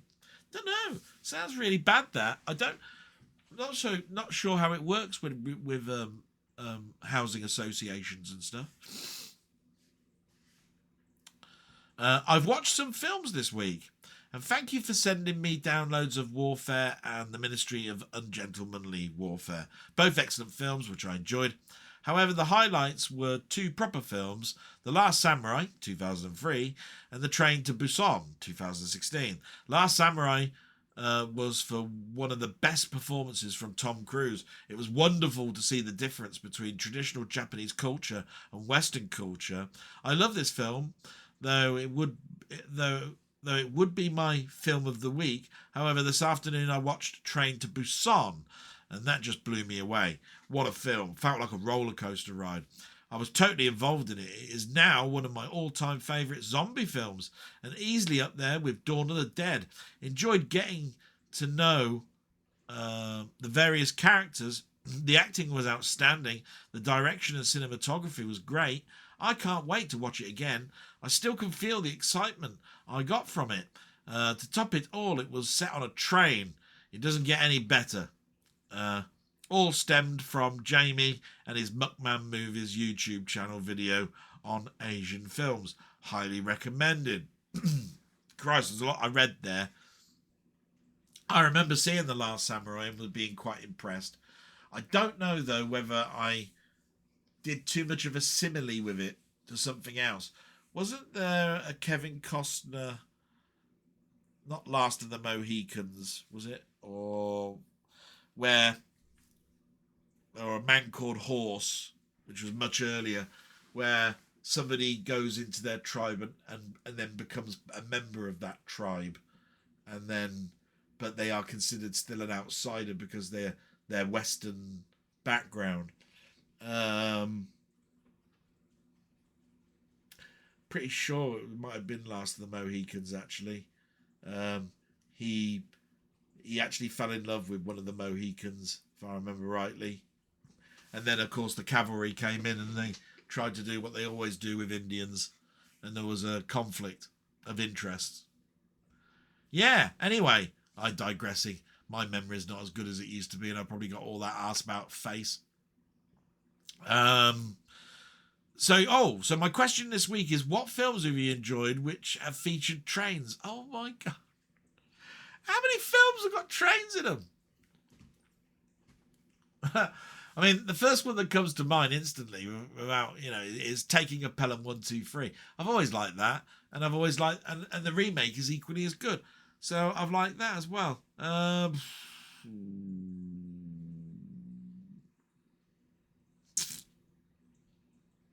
of course, there's The Railway Children. That's going back some years, though. The first real great train robbery with Sean Connery. Yeah, like that one, where they had to do the robbery and time it to the minute while this train was going along. And it's all set in sort of like Victorian, sort of like England. So it's all lovely. It looks absolutely lovely, you know what I mean? Silver Streak, yeah. I like Silver Streak. That's Gene Wilder and a comedy. I thought that was quite funny. That was great. Oh, the one I mentioned a few months back. Oh, with Danny DeVito in and Billy Crystal. What's it called? Throw Mama from the Train. It came back into my memory, I think, because the mama in the title died. She was in the Goonies recently, I think. And I looked through my collection and I had it on DVD. I haven't got it on Blu-ray. Got it on DVD. And I remember that because it's based on a Hitchcock film as well. It's all to do with a pact. You kill my wife, I'll kill your mum type thing. And it's crisscross. You kept going crisscross, and that's pretty much the Hitchcock side of things. Yeah, love that film. Throw Mama from the Train. Definitely go have that. Oh, and of course, in our streams, we've been talking about Horror Express, haven't we? Peter Cushing. Got to have a Peter Cushing film in there, haven't you? And he obviously did ones with trains. So we'll have Horror Express, won't we? Yeah. Oh, and of course, how can I miss Bank Holidays would not be the same without Poirot or something. Murder on the Orient Express. And if I remember rightly, there's two now. Well, there's more than two, but there's two big ones. The ones that I watched during the 70s. And of course, you've got the Kenneth Branagh remake ones, which are exceptionally good looking films. Very dry, but yeah, great. yeah, I think that I'm not going to put any more. I mean, there's tons more I can think of. There's a name. There's one that comes to mind. Bullet Train. There's one called The Commuter. Source Code. I watched that recently. Wasn't that enamoured by it? No, the ones that I mentioned in the big block there, they're the ones. They're my ones. And how can I, not mention a Sean Connery train film? I mean, that really does bring happy memories back for me. Yeah, absolutely fantastic. Thanks for that great question. Please, Ian Hill the Ramblings, what a guy. He supports me. He gives me that opportunity to forget about all my strifes. And on a Wednesday, I have a great laugh with him. Marvellous. I don't think I could do without my Wednesdays. And of course, what a great channel. I'll talk about all the stuff that I've watched this week a little bit later on. Salute, my friend. And we move to Jambon. My friend Jambon. He's put, hi Del, thanks for another excellent vlog. I've been a bit behind, so it was nice to see you again, even if it was just on YouTube. Funny you mentioned Eurovision. I don't think I've watched it since the 90s, but for some reason we decided to watch this latest one at the weekend, and I really enjoyed it. Sure, 90% of the songs were cack, but I enjoyed a few, and one of the Swiss host presenters was excellent. The gin and tonics and 4 cans of lager I had might have had something to help. I think Steve will think that's what it is, the gin and tonics and the 4 cans of lager, mate, because he didn't like it one bit. And I have to say, I tuned in and out. And to me, the Eurovision Song Contest always turned out to be the end for me. The votes, how they came in and why they voted that way, and in my head. So, yeah, it wasn't about the song anymore. I have a question, if that's okay, please. But ignore it if it's been asked already. You always say that. I'm not going to ignore it. I recently watched and enjoyed the Tetris film on Apple. Do you know what? I haven't seen that yet. The Tetris film on Apple. So I was wondering, what did you think of the Game Boy when it came out? What was your first Tetris experience? And have you played the VR Tetris? Take care, mate. And all the best to you and your mum. Please, as she has excellent taste in flowers. I do like some nice gladioli. Yeah. Yeah. Hopefully we could do something with my mum with the flowers. A Game Boy, my God. A stalwart, really. I mean, it's a game changer, the Game Boy, isn't it? I mean, I didn't have one for a long period of time. Must be a year it had been out. I noticed its ghosting and all of this sort of stuff when I was playing on a game. It didn't annoy me. I thought to myself, wow, I can carry a game around with me. It did seem like a thing the size of a Walkman, a big Walkman at that. It did seem quite big. I thought it was a bit stupid, all the accessories they added, like cameras and printers and things. Thought it got a bit ridiculous. Where they could have improved it a lot more, like trying to get rid of that ghosty type effect and backlights and things like that. They eventually did do these, a lot of this stuff, and it was well priced, great for what it was, and I think I missed a step by not having one for very long, and I should have had it a lot earlier than I did. The excitement had sort of gone off for me. I didn't really catch on to handheld gaming systems, I think, until the PSP. Yeah. Or the DS. Nintendo DS. Not the 3DS, the DS. I did really have a spate of addictiveness to handhelds with those two systems. Not taking away the PS Vita or the 3DS or anything else. It's just I did have a big step towards those. So, I mean, at one stage I had something called a Pandora, which was an Amiga in a handheld. It had a full keyboard, buttons. It opened like a DS. 500 quid this thing was. I still have one regret in selling that. I'd still like to have it now. but I needed a car, so I had to sell it. One of those things. But enough about the Game Boy. You talk about Tetris, and again, Tetris here is I played Tetris on that Game Boy. I don't know if I played it on the Commodore 64 or the Amstrad after I'd played the Game Boy initial one. I know I played loads of them on the Amiga. And of course, subsequently, all the different fan-made ones and public domain ones and all that sort of stuff. Even 3D ones where you have a top-down view and the pieces drop down below you, and you sort of had to work out what the colours were on whether they were lower or higher than the last block that you pushed down. That was a stretch. And even Street Fighter had a puzzle fighter. But VR Tetris, yes, one of the first things I bought for my headset was a VR Tetris.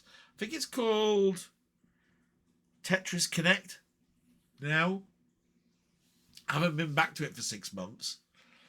But yeah, it's almost like Rez. I'm probably bewildering people again. Rez is a game that's vector graphics and quite immersive. It's on a rail shooter, but it's that Rez effect, the wireframe, the speckles, the particles, all of that sort of stuff, and it really adds to Tetris. Tetris on the MetaQuest 3, yeah. I feel like I want to go back and play that now, you bastard. I'll have to go. Excuse my French. But I'll have to do that now.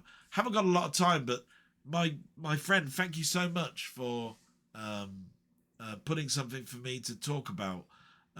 Great, and I hope that I'll be able to get a Pinfest this year. It's this all that thing that happened on Friday is all a big inclusion on whether I'll be able to do that or not. Salute, my friend, and we move to Muckman Movies. And he puts, "Hi, Dowboy. I personally think Sinners is overhyped. It's not perfect, but it's still a good and entertaining film. The Sinners steelbook became available again on HMV last night, so I took the plunge. And even though I think as collectors we are getting a bit ripped off these days, we definitely are, matey. We're definitely being ripped off. I've been saying it for quite some time now. I still buy my steelbooks, and sometimes I resent buying them because they're so expensive, and it's like, what?" But your question sort of like intrigued me because the overhyped bit. I think I gave it, because I've written an answer here. I can't remember what I put, but I'll read it out. "Cheers, McMahon. Hope the purchase exceeds your expectations. I agree prices are inflated. The overhype angle is what I wanted to clarify. Back in the day, media/journalists overhyped as we as public had very little voice. Now, though it's overhyped, it seems we are the culprits by voicing an initial watch and spooning over it. Overhyped is a banded word, though, and is interpreted differently by many." Yeah, I suppose what I was trying to get there in a broken English type of way.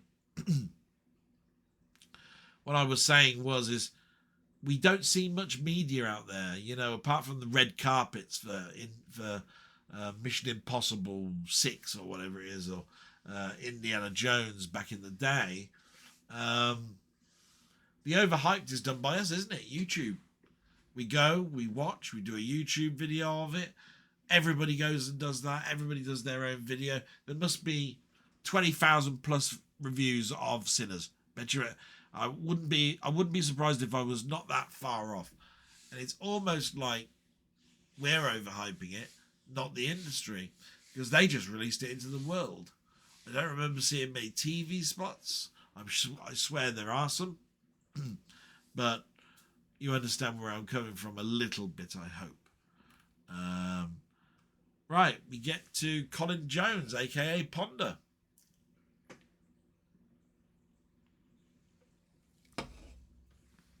And let's see what he's put. Putin, he's put Putin. Putin isn't interested in peace. He's only interested in victory regardless of the cost. There is only one way for this way to end favourably, and that's to remove him from leadership, one way or another. I'm starting to think that way, matey. Yeah. Glad to hear things were more settled this last week. Send my regards to your mum. That's a given.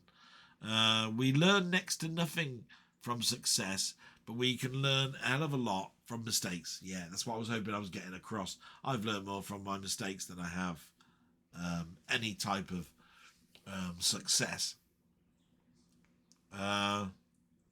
Fridge magnets was a jokey question relating to a throwaway line in a comedy called The Thin Blue Line. I'll explain that in Discord. Yes, it made sense to me then. There is a thing about fridge magnets between the character he plays in this, which is a police constable.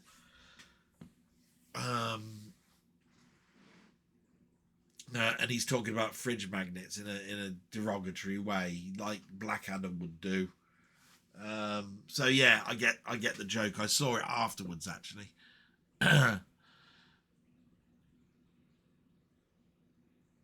See what you put.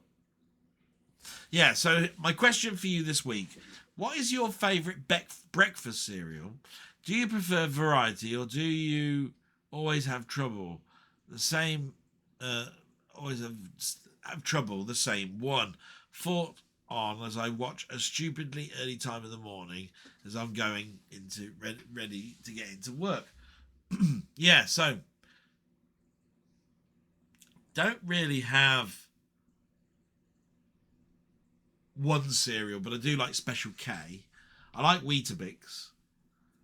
I like cornflakes. Don't really have too much else. I've had on occasion not sugar puffs, Rice Krispies. I can't do all that tortilla chip and all that sort of stuff. No. So yeah, I'm going to leave it there. That or some toast. Brilliant. I don't go the whole hog and do eggs and yolk and all of that sort of stuff. But I do like a bit of bread. And that's great. I think I'll leave that there. And we move to... Oh, only 2 left to go. So this will be quite good. Martroid. Salute, my friend, by the way, to Colin Jones. Martroid. The Dirty Harry set certainly looks the business Dell. I used to love watching those films as a kid, even though I probably shouldn't have been. Yeah, because it was quite graphical, wasn't it? Also, just curious if you have any must-play recommendations for the Spectrum. As I've mentioned in the comments of a few of people's recent videos, I have become somewhat of a convert lately, as I've wondered if there are any above choice other than Manic Miner, Attic Attack, Night Law, etc. Or was that Art Attack? It's Art Attack. I actually answered this one. I put, hi Martroid, I can certainly list some games, but the games you have helped praise have been the ones my family have suggested to me. I've made no deal with the Spectrum of a machine, some for less than a year, and so I have less nostalgia for the Spectrum than others. I will have a think, but until then, Steve's Gaming is for you and your channel, Excelsior, Dad. Don't think I could word it any better than that. Probably it was a bit broken English, but what I was basically trying to get at is that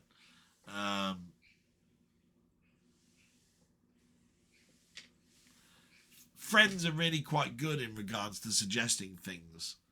I remember playing Trashman on the Spectrum, and I used to love the little animations, and I used to love it was simple, like Frogger, and I used to like the idea that the truck was going up the street and you had to follow it and get all the stuff. Very much like Paperboy as well. But at the end of the day, some people slated it, and if I was to mention that to you, you'd go, "Oh, bloody hell, why don't you give me that to play for?" But the Spy versus Spy games were great. I used to like those, and therefore, I really do like that IP of the game system. Hope that helps you with your answer. I hope it was brilliant, because I'm going to move forward now to the last comment, and that's Sandy Ollier. Never heard of Sandy. Hope you're doing well, Sandy. You've put, "Hi Delboy, I usually watch and deconstruct watch and I need a comment brief, but I need you to be free. You are free." This is all the words on the picture.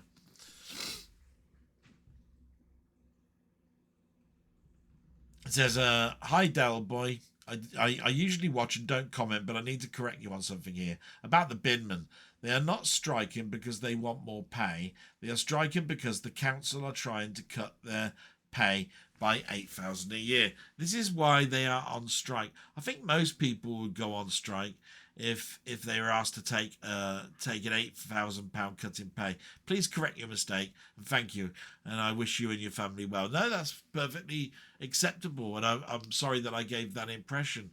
I actually did answer you, Sandy. I put, "It will be difficult to cut a section of my video out, being as it's now posted. However, as I mention every week, I read out comments when they are left, and so your comment will be read out as ad verbatim next week. I think either way, as I mentioned, I don't think replacing a person with an offender is a good solution. That takes away everything the sinner is doing. It's a pay issue or pay cut. Both affect pay. So I will definitely read out your comment next week. The news came from a news website, by the way. Thanks for the correction, and for watching it. Really, it's appreciated, and it really was. So what I was trying to get at there is that my news article came from a news article, and I wrote it down pretty much word for word. However, mistakes can happen. The other thing is, regardless of whether you're being cut by pay or whether you're what's the word I'm looking for?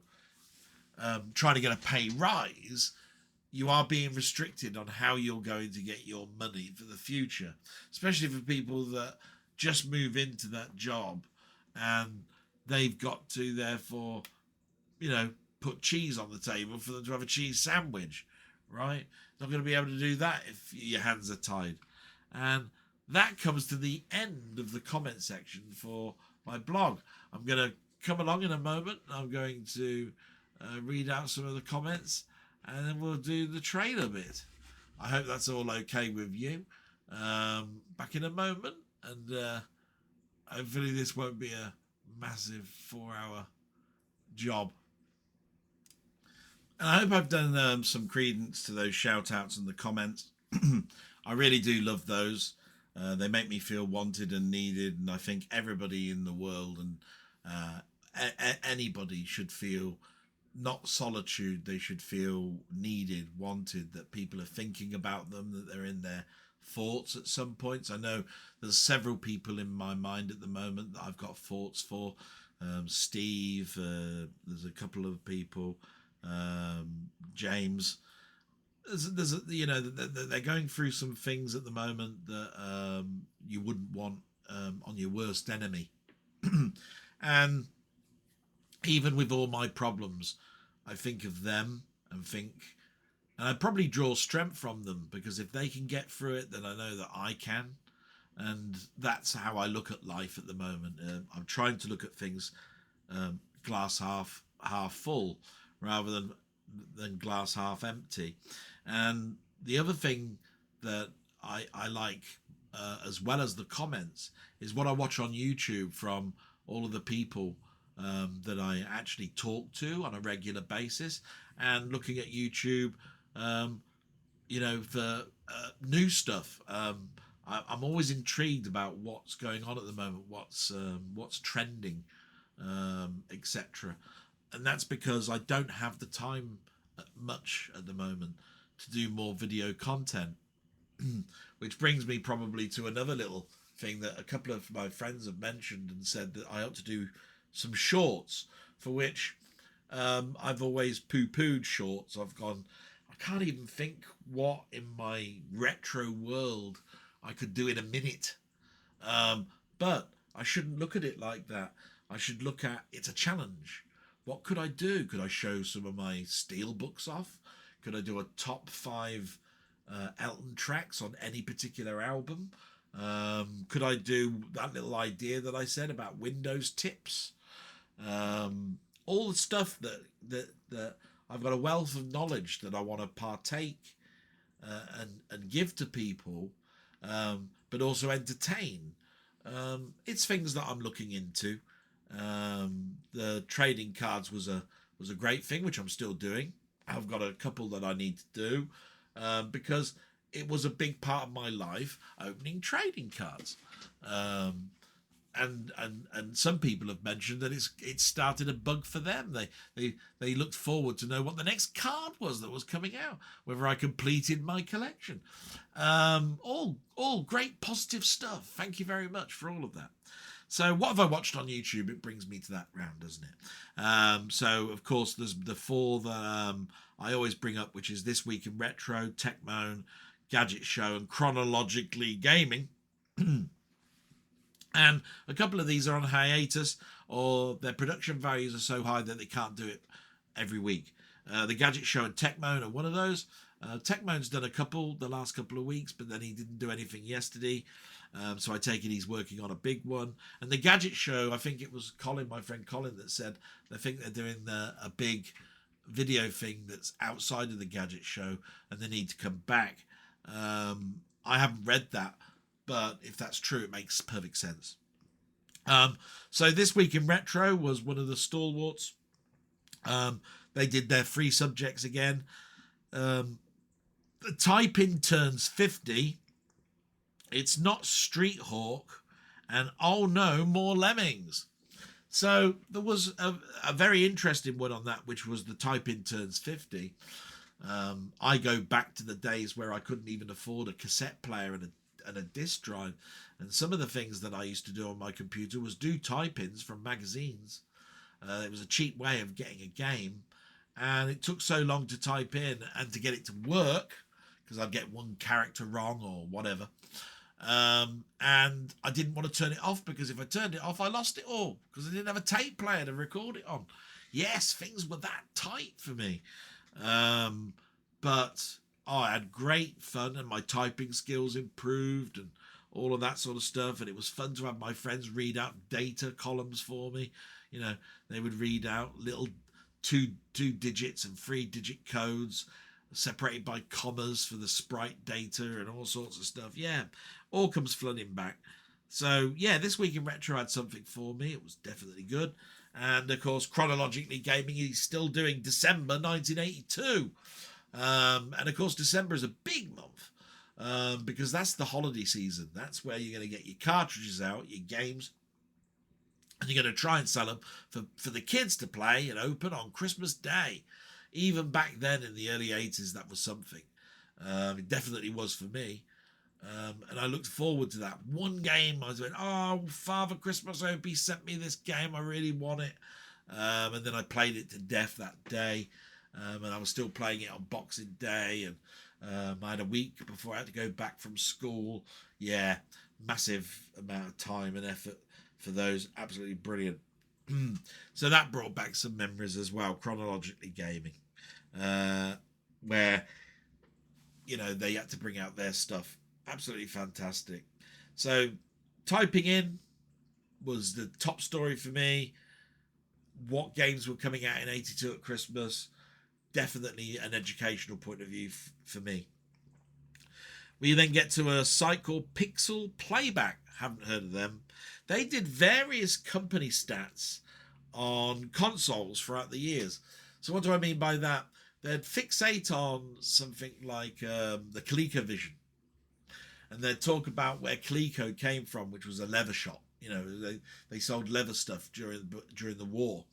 And then how they progressed and then in the 50s and 60s started to change tack, move forward into something else, and then all of a sudden they turned from selling leather into selling computer games and computer consoles. So absolutely marvelous. Love that. And I watched a few of them. There was the Amiga CD32, I watched that. The Atari 400, 800, I watched that. Commodore 64, I watched that. TurboGrafx, I watched that one. Neo Geo, I watched that one. All machines that I've had. And then I'm going to follow suit with the ones I didn't. There's a lot there for me to get into. So that was great. And then there was Adam Martin, a site called Adam Martin on YouTube. And he started to talk about a rumour that BBC are bringing out a streaming stick in the same way as Amazon and their Fire Stick. I don't know if you know this, but Freeview is being switched off in the next 2 years, and it's being turned into something called Freely. It's basically, instead of using an aerial, it's all TV programs over IP, internet, yeah? So that was interesting to me because he mentioned that you can't do an update on your TV to get Freely. There's a special circuit involved. I think it's to do with the scrambling. So basically, you've got to buy a Fire Stick or buy a new TV now. It's in all the modern TVs that have been produced in the last 12 months. And they've got another couple of years to go before Freeview is switched off. I don't know what will happen to the aerials on people's chimney stacks. I doubt people will take them down. But I can imagine what the skyline looks like if you ever do that. It must be a huge thing. So, yeah, that was good. I enjoyed that. Whether that'll happen, I don't know. It was all pure speculation. And then there was a site called Be Amazed. They did a 6-part documentary on people that have cheated for gaming. There was one girl that could do a blindfolded battle of a boss, and you could tell in certain parts of the video that you could see through this cloth. Pretty obvious the person was not adhering to the instructions, which was you do this with no ability to see. So that was good. So that's what I watched on YouTube, and we'll now move to the next section. I'm gonna turn the page over. Okay. And we get to film, TV, and soundtrack YouTube. As you know, some of these are my friends. The first one definitely is Ian Hill, The Ramblings. As I said, please do subscribe to him or like his stuff. Absolutely fantastic. He's been doing some Star Trek stuff and that. But here we go. This week alone, he has done my top 5 comedies from 1941 to 46, Star Trek Collection Part 2, which is his own Star Trek collection in pop media, packages from eBay and the web, plus an unboxing, parts 1 and 2. That was absolutely brilliant. Doctor Who Frontios review, which is one of my favourite Peter Davison stories. SFX magazine, dated June. He did a review of that. And he did an X-Files review of a TV episode of Season 4, Episode 3. So that was really good. I enjoyed that. That was fantastic. And like I say, you should add up all that content. That must be at least 1 a day. Possibly even 2. So, fantastic entertainment. We move to then Mondo Chelovek Movies, who is my go-to guy for horror. He didn't have out too much, but he did do a live with Euphoria Pictures this week. And Euphoria Pictures is one of those stalwart YouTube channels that I peruse over, and I know the owner quite well. I didn't watch too much of the live stream, I have to say, but what I watched was good. Really enjoyed that they were having fun. That was the thing. If you can tell a person is not having fun, I think it detracts. So that's good. We had Playtendo Guy. He did Toxic Fandom and why it ruins It for Everybody. That's what the title was called. And lo and behold, there he was talking about how fandom has segregated people. Basically made it so that you have to choose. Do you like one or the other? Why can't you like both? What's the problem with that? So that was pretty marvellous. You've got Through the Lens, who did a couple of videos. He did Is Mission Impossible the Final Reckoning, butchering the genre.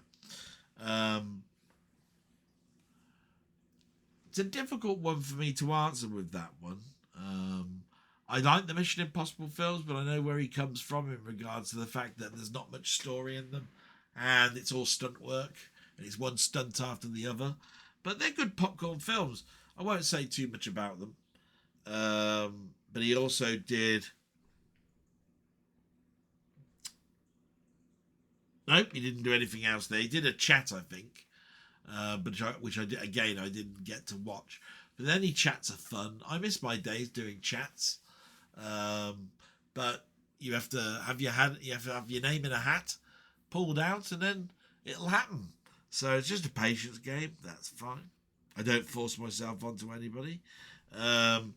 Did you see that? My good friend who's just got married. He did Enter the Dragon unboxing.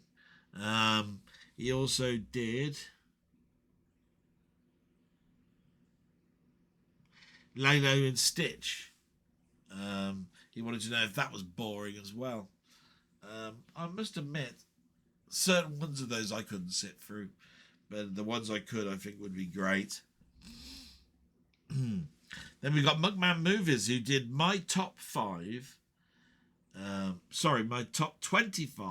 favourite Asian films. And we don't talk enough about world cinema. I've got a funny feeling that we do need some champions out there to sort of like give it some oomph, if you see what I mean.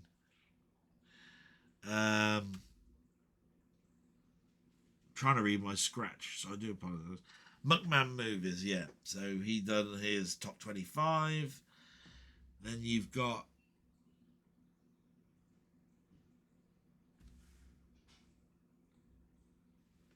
trying to see if I can see anything here. Jim Jam Movies and Music picked up some stuff and a little conversation with his friend. That was quite good. Enjoyed that. And the soundtrack that I listened to was from The Great Train Robbery, Jerry Goldsmith. I've got that on record, vinyl, and loved every minute of it. So that was great. So I'm just going to take a break before I move on. Won't be a second. And we had a bit of a commotion during all of that. I have no idea where I was. I'll explain. There was a horrible noise outside my window just now, and it sounded like a cat. And there was a lot of noise.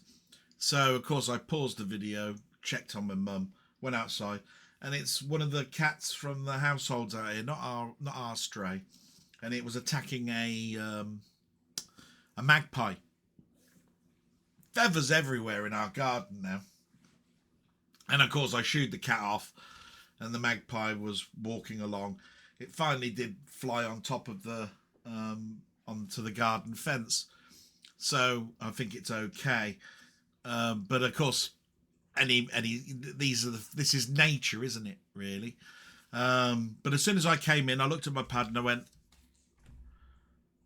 where did I get to? Can't remember if I finished this page, started it off, or what.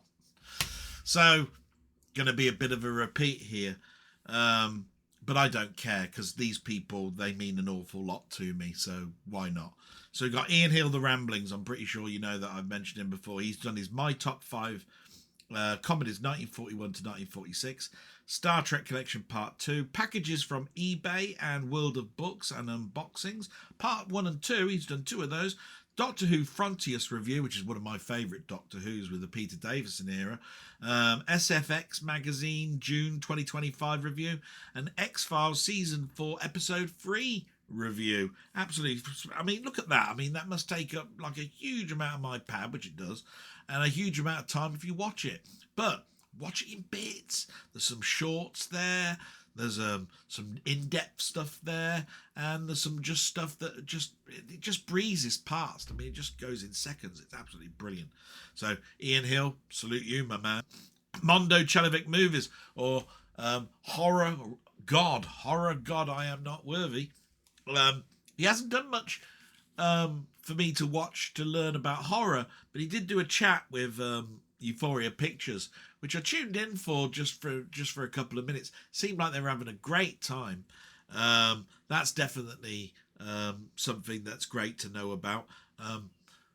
The ability, I feel, to be able to talk to some of these people and get answers from them in real time is great.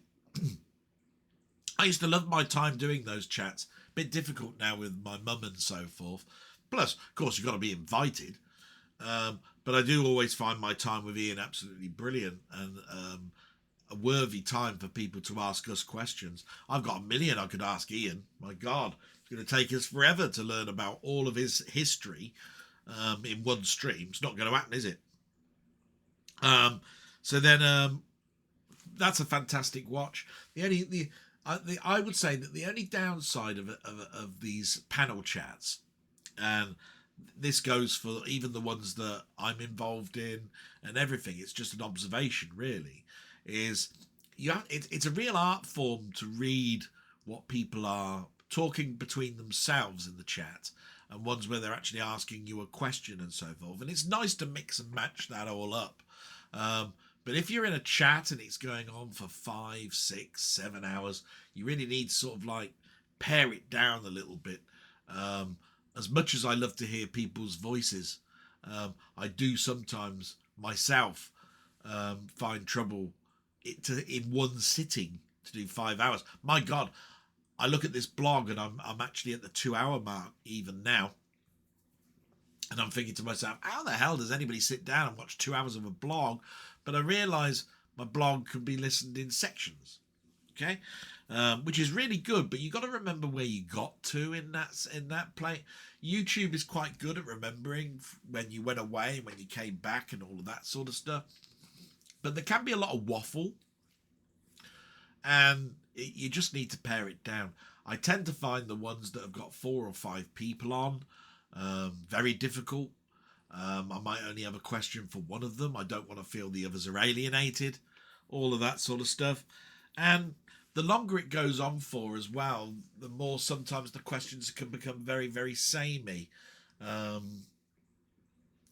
was always one that sort of walked the tread line, that I didn't want to impart my own enthusiasm into something and alienate another genre. Yeah. Just because I like something doesn't necessarily mean they're going to. And even if there's something that I particularly hate, you should never pass that across to somebody that's in love with it, because that's alienation. You don't want to do that. Everybody's got an opinion. It should always come across like, well, it's just not for me. You know what I mean? And I've always tried to walk that line. And I'll tell you what, like I said, I've been on panels and I've walked that line. It's very difficult art to do. Do you know what I mean? And for those people that have trouble with that, there's nothing wrong with that either. It's just purely down to personality. That's what it is. And we turn into these things because of their personality, you know, and knowledge, and passing the time and wanting to have just a bit of fun. So please go and see all of these people that I mentioned that had chats this week. We move into Play Tendo Guy. He did a video this week, my mate Pete, and he did toxic fandom and why it ruins it for everyone. I like these little debates. Trouble is, if they're done by a video and they're not done as a live stream, you don't have much input on them. But you can hear their point of view, and you can agree with it, and you can shout at the scream if you don't agree with it.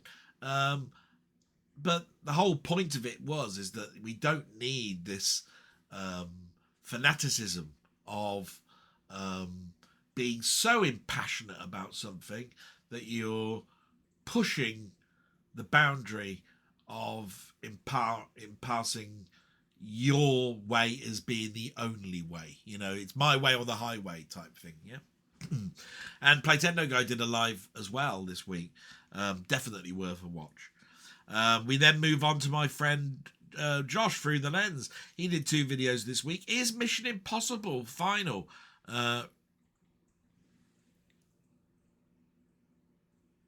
is the Mission Impossible Final Reckoning boring?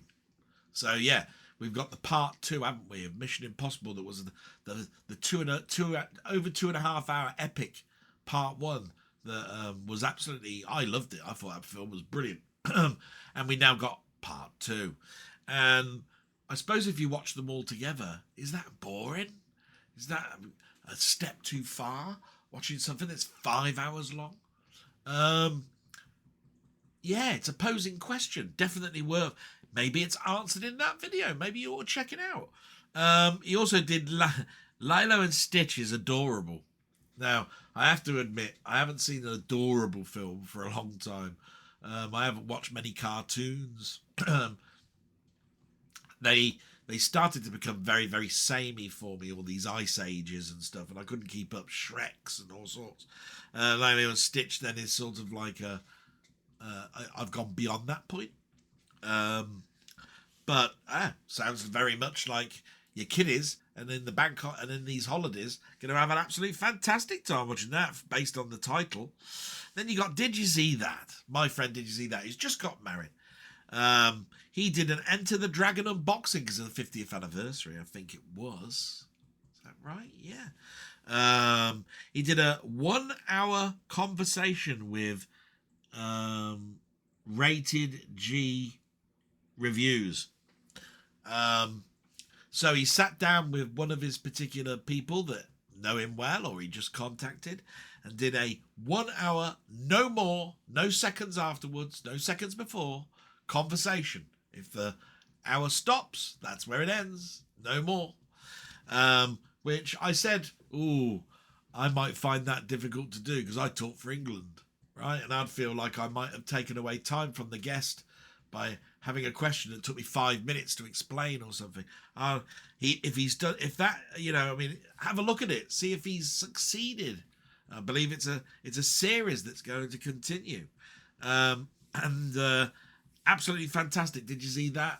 Always something new for me to watch there, even if it's just shots of his holiday where he's snorkeling with sharks, right? I'd want to watch it. It's great. Muckman Movies, my mate Muckman, who I've already mentioned in my comments, he did my top 25 favourite Asian films. And like I said, I've got to do more with foreign world films.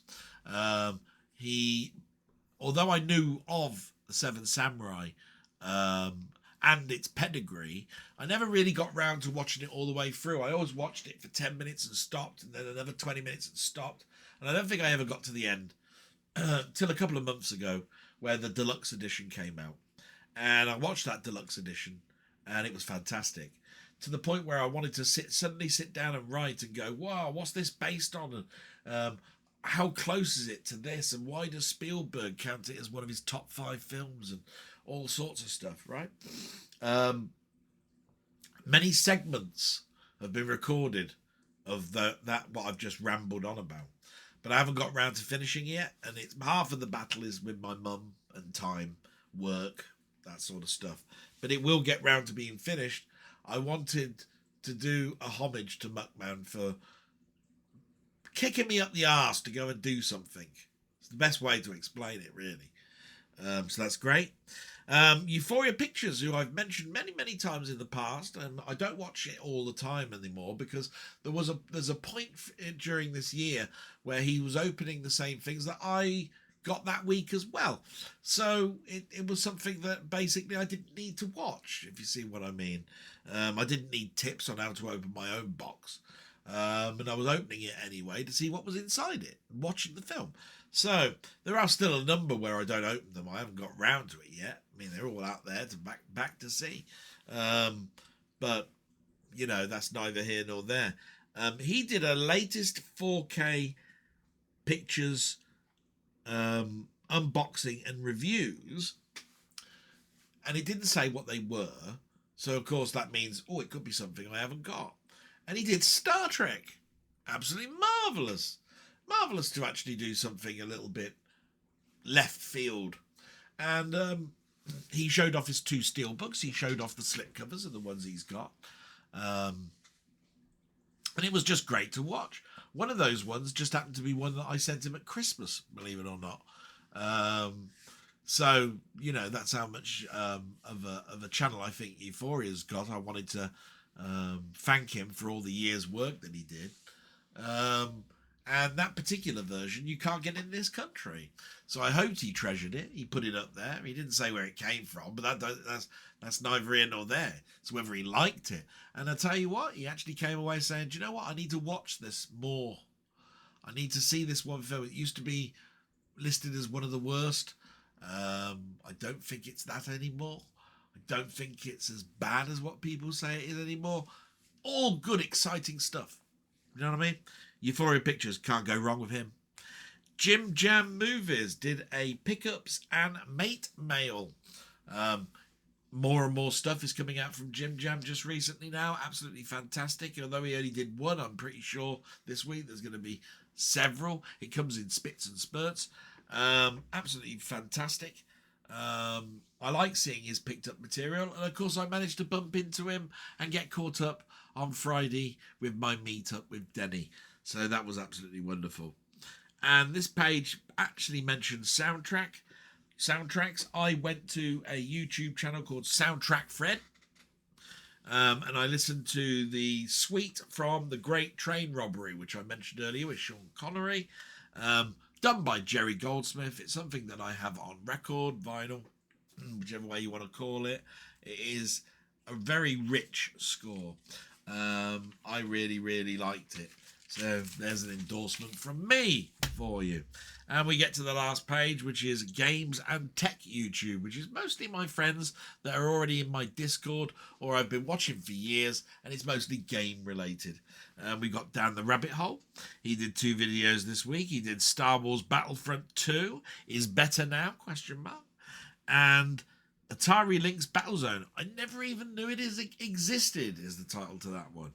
And like I say, what can you what can you dislike about these videos? Star Wars 2 Battlefront is one of those ones where you had a server, you played as friends, and then you'd hopefully come back the next day and play them again and bump into the same friends. The problem with it is, like anything, the servers get shut down. But there's been an upsurge since the sale on Steam where more people are playing it. And so he managed to get a present from someone this week, and he's got a controller to play it with. Absolutely fantastic. What more can you ask for, really? And of course, the Atari Lynx Battlezone, absolutely marvellous. I mean, it's great to discover a little hidden gem. Definitely worth it. Fantastic.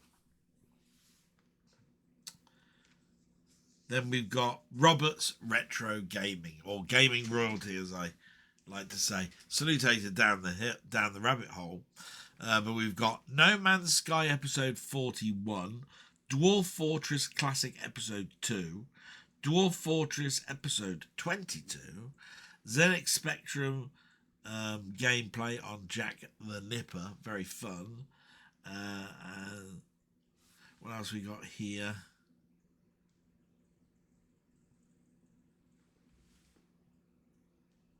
Yes, he played some Atari 8-bit games. So, shock surprise there.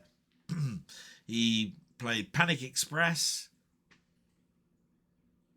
Phonesis, Vanguard, and a game just called Guard. There was some crackers in there. I particularly liked Phrenesis. I really did enjoy that. Reminds me of very much of a Jeff Minter XY game. So that was fantastic. Moving on to Steve's gaming after I just have a sip.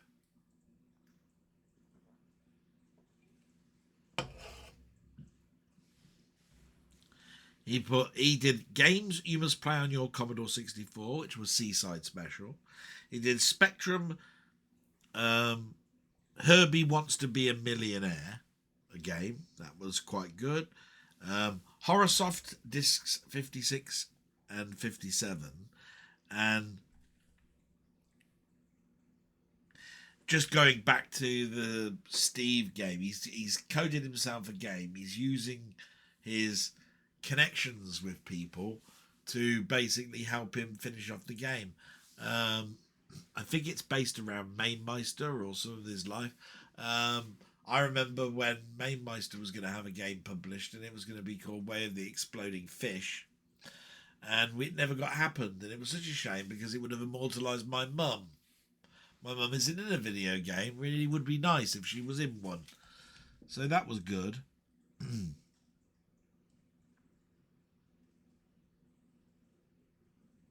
Yep, so that's that. And then we get to Colin. So my salute to you, Steve. Thank you very much.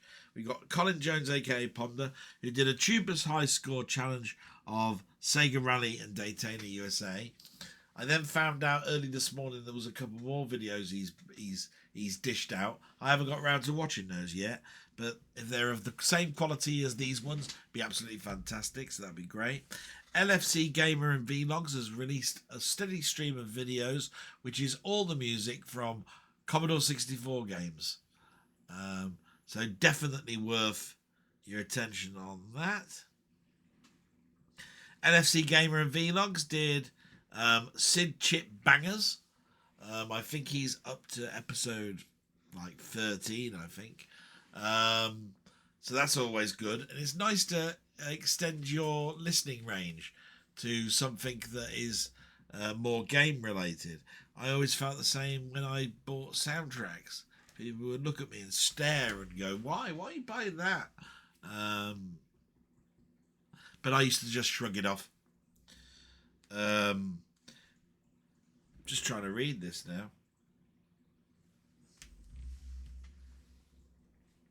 Oh, Gans Teeth, regular to my channel. He did a demonstration of Caves of Rigel.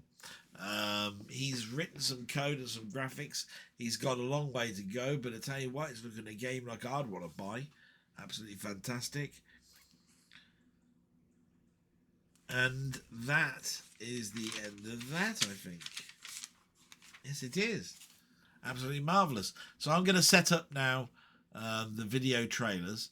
I'll be back in about a minute or so, and you can watch some trailers for films that I've watched this week. Won't be a moment. So, before we do the movie trailers, I just forgot there's the stuff that's arrived this week. So I went to Birmingham, as you know, and this was something that was on the shelf. We were in CEX, and I'm not that political, but I do remember that I bought in the early days those season 1, season 2, season 3s as they came out, and the West Wing. And I remember watching the West Wing.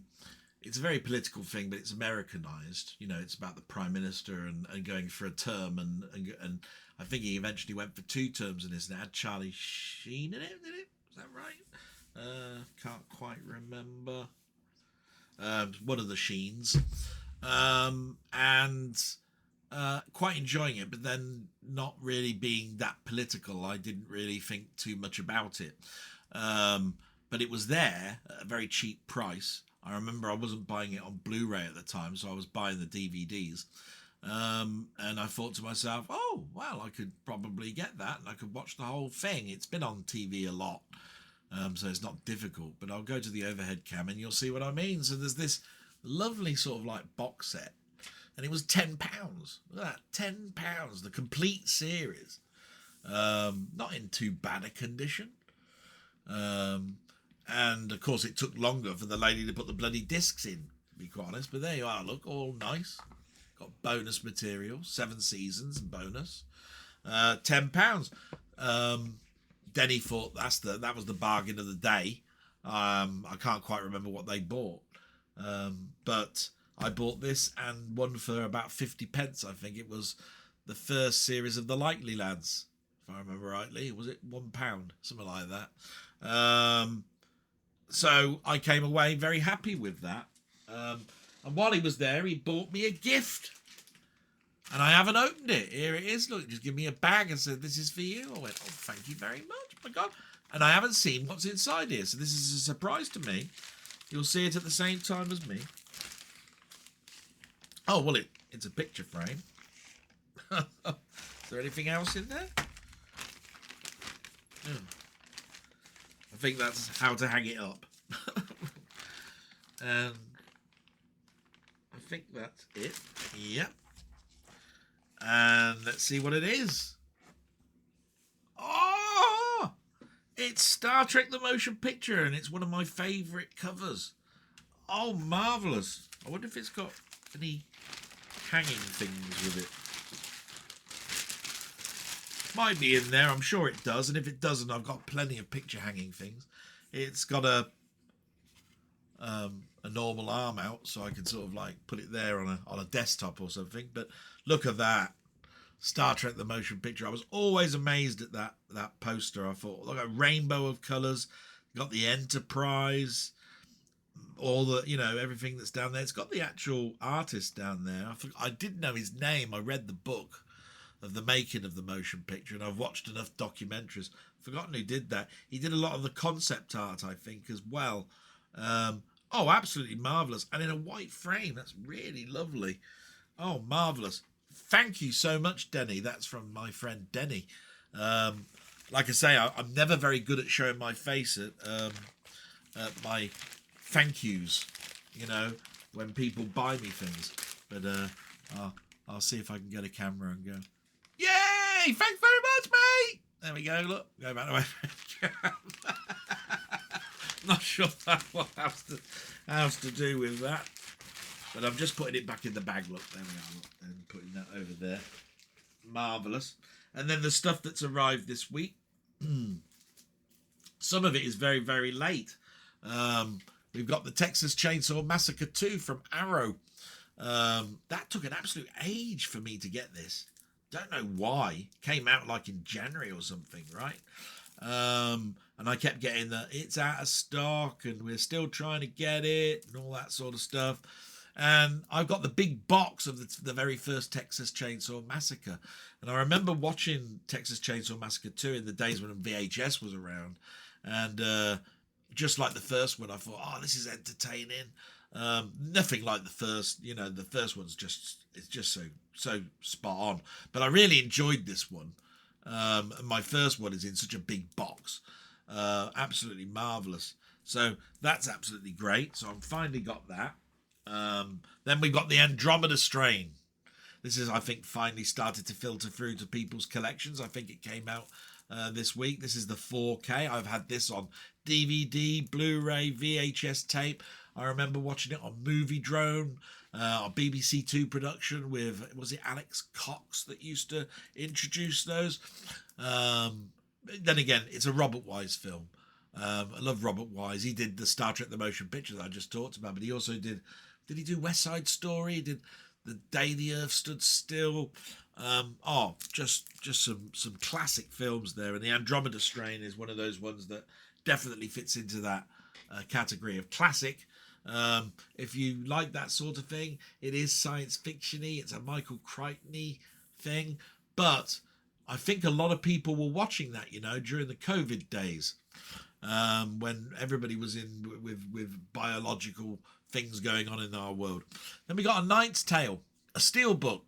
Haven't seen it in many years. I didn't think it got a good review when it first came out. I might be wrong about that. But if I do like Arthurian and knights and jousting and all of that sort of stuff. So that was a no-brainer for me to get. So there's that. And then I got earlier this week a cancellation email that said that your film is no longer going to be able to be delivered to you because of short stock. Thanks very much. It just happened to be one of a trilogy and I got ordered, and they haven't sent me an email to say that the other two are going to be a problem either. But I looked. I found it on Rare Waves, exactly the same price as the price I was buying it at from the store that I originally chose. And it arrived this week, and it is a fistful of dollars, which everybody is talking about at the moment, along with Dirty Harry and Power Rider and all of those sort of things that have been coming out from Clint Eastwood just recently. I'm really looking forward to having all three. I do hope that I get no more shocks of not being able to get this. This is the 4K version from Arrow. I believe there was a 4K in 2022 that came out. This, I think, has a few corrections to that. Not probably to the picture, but to the sound, if I remember rightly. Was it Kino Libre? Not quite sure. But anyway, so happy to have that. And that is what arrived in the post this week. So, as I said, I was setting up the media playback, and so I can now skip to that. And you can see me, but you're going to now have the audio taken off from me, and you're going to be watching a few trailers of some of those things that you saw there. So, hope you enjoy these.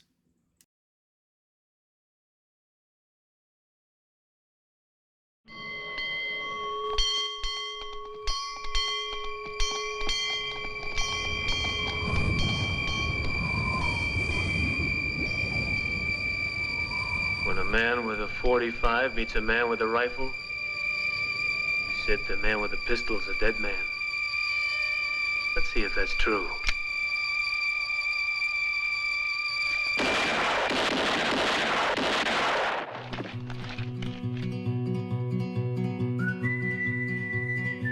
It's not smart to go wandering so far from home. I don't think it's nice you laughing.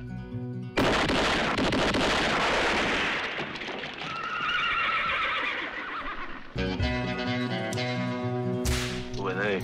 Bandits and smugglers. Somebody has to run the place. Every town has a boss. I gotta tell you before you hire me, I don't work cheap.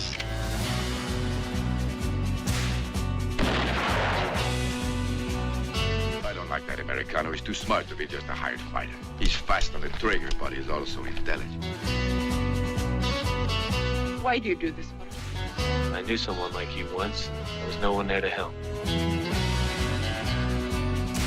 Where have you hidden him? Hello?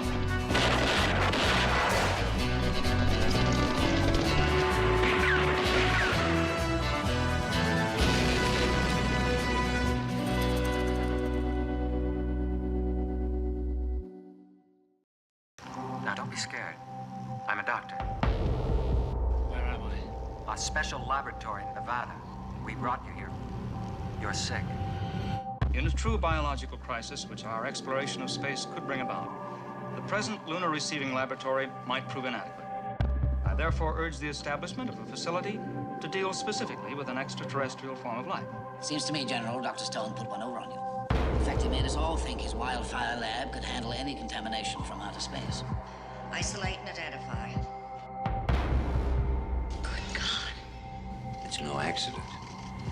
I suspect they were looking for the ultimate biological weapon. You can change everything.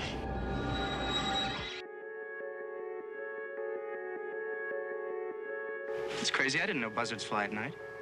Buzzards only come when something's dead. Vandal Decker to Cable 1, what's happening? We see bodies. Lots of them. These people were cut down in mid-stride. Everybody's dead! You did it! I recommend calling a wildfire alert. All members of your team have been cleared and are now being called in. If things get out of control, even you can't work miracles. Grandpa, there's a car and they got guns. What's going on? This communication is being monitored.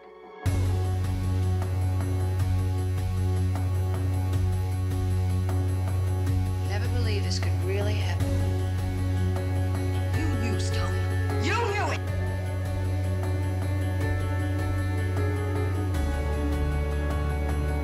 I didn't think it possible. I wish I could believe you.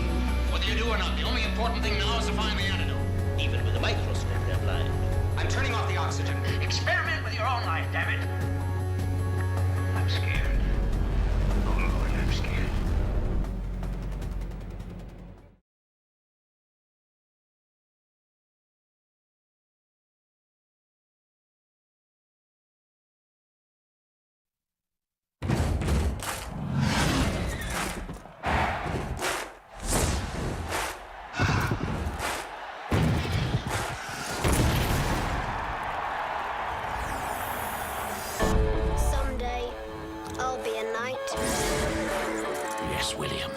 believes enough, a man can do anything. We could do this. In 1 month, we could be on our way to glory and riches none of us ever dreamed of. You can't even joust. I think he's getting worse. He is getting worse.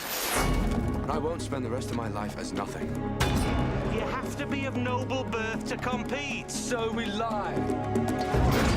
My lords, my ladies, I have the pride, the privilege, nay, the pleasure of introducing to you a knight, sired by knights. William Thatcher didn't make the rules. He was born I've waited my whole life for this moment. to break them. Yes! Thank you, I'll be here all week. Well, that was different. And you are? Ulrich von Liechtenstein from Gelderland. Sir Ulrich von Liechtenstein. I would have him win my heart. You're my favorite knight. He's won 4 tournaments in a row. On a horse, that man is unbeatable. You're just a silly boy with a horse and a stick. It's called a lance. Hello? If the nobles find out who you are, there'll be the devil to pay. And pray that they don't. Ulrich von Liechtenstein is not who he appears to be. They're going to arrest you. 12 royal guards. I love you. There's nothing else to do. Run, and I will run with you. I will not run! I'm a knight. I'm here to compete. Let's dance, you and I.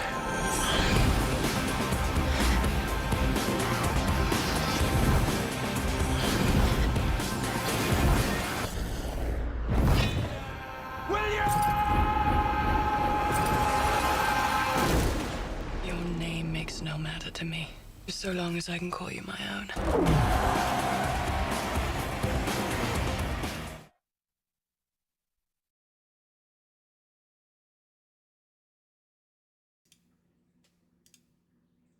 And there we go.